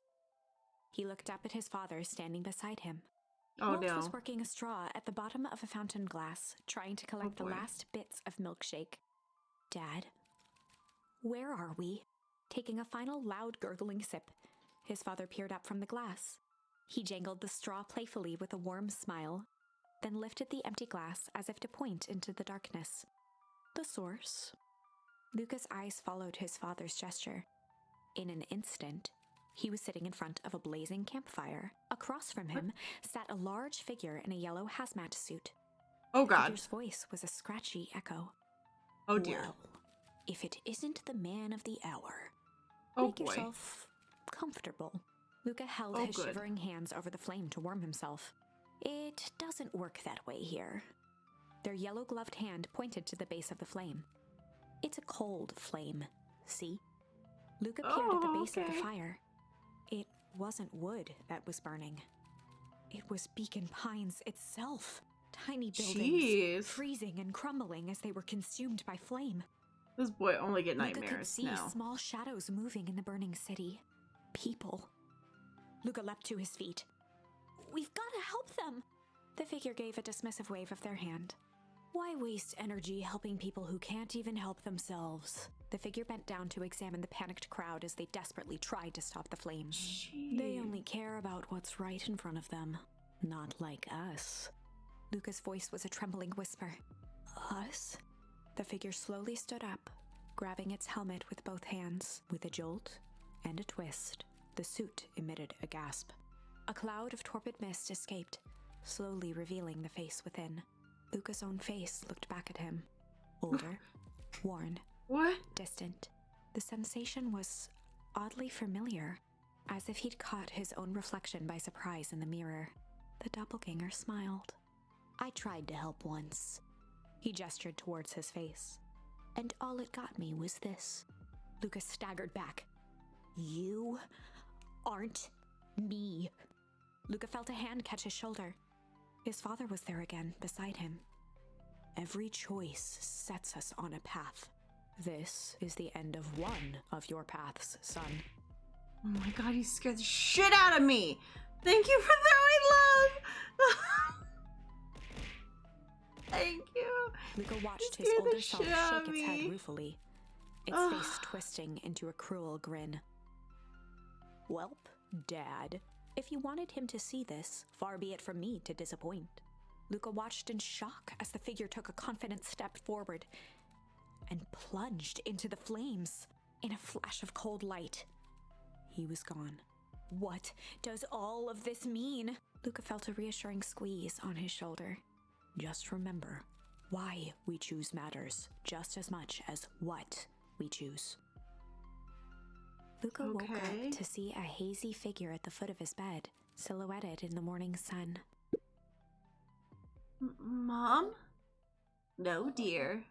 It's only Luca Gran. rubbed his eyes. The kind, concerned face of his Gran came into focus. How are you feeling? Fine. Anything you want to talk about? I don't feel like talking. That's just as well. How about you sit there and listen for a bit? Whatever you and Rollo fought about doesn't matter. But he... Gran silenced Luca with a gentle pat on the leg. Fights between friends happen. What was said doesn't matter. The important thing is, it's not the last thing you ever say to each other. But he said stuff about Dad. Well, do you think he meant it? No. He was just mad. Mm-hmm. And did you mean any of the things you said to him? No. Good. One must appreciate friends in their best moments and accept them in their worst. Aww. Now get your little butt out of bed. The festival's today. You don't want to miss that, do you? I guess not. Seems like a good opportunity to make amends with Rollo, doesn't Luca it? gave a reluctant nod. No. So buy him a corn dog and apologize. But he's the one that... What did I just say? Buy him a corn dog. That's a good boy. Everything's better with a corn dog. I need to get going now. Got a last minute festival business to take care of.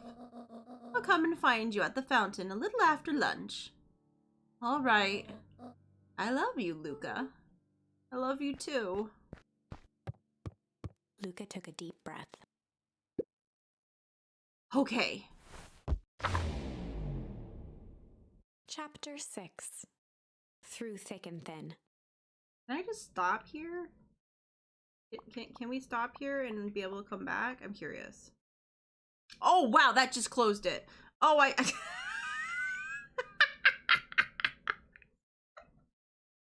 Well, I was gonna say, okay, we'll stop here and I'll come back next time. Since we've hit chapter 6. Hopefully it's saved. If not, I guess we're gonna jump through that at the beginning next time. But before I get too much into this and I end up just wasting the rest of the day playing this game, we'll come back to this probably Monday, because I really want to continue it. So Monday we'll probably come back, unless I throw in a random stream on like Sunday or something, because obviously I won't have a stream on Thursday, and I may not have a stream on Friday. I'm pretty sure we're still doing Wednesday, so I might throw in a Sunday stream just to make it Sunday, Monday, and then Wednesday, just to give a little bit of something. So maybe we'll come back on Sunday and play this, you know, maybe, or tomorrow, maybe, or right now. No. It's not how I meant to end it. I meant it to smooth end it a little bit better, but it just turned the game off. I guess here I can move me. It just turned the game off. It's just what we got. We got it turned off. All right. Well, thank you everyone for being here today. This game was a lot of fun. I cannot wait to play it more. So we'll come back and play it some more soon. And I hope you all have a great weekend otherwise, and I will see you guys next time. Bye. Go enjoy your day or night. And thank you for all the love thrones. Thank you for scaring the crap out of me. All right, bye.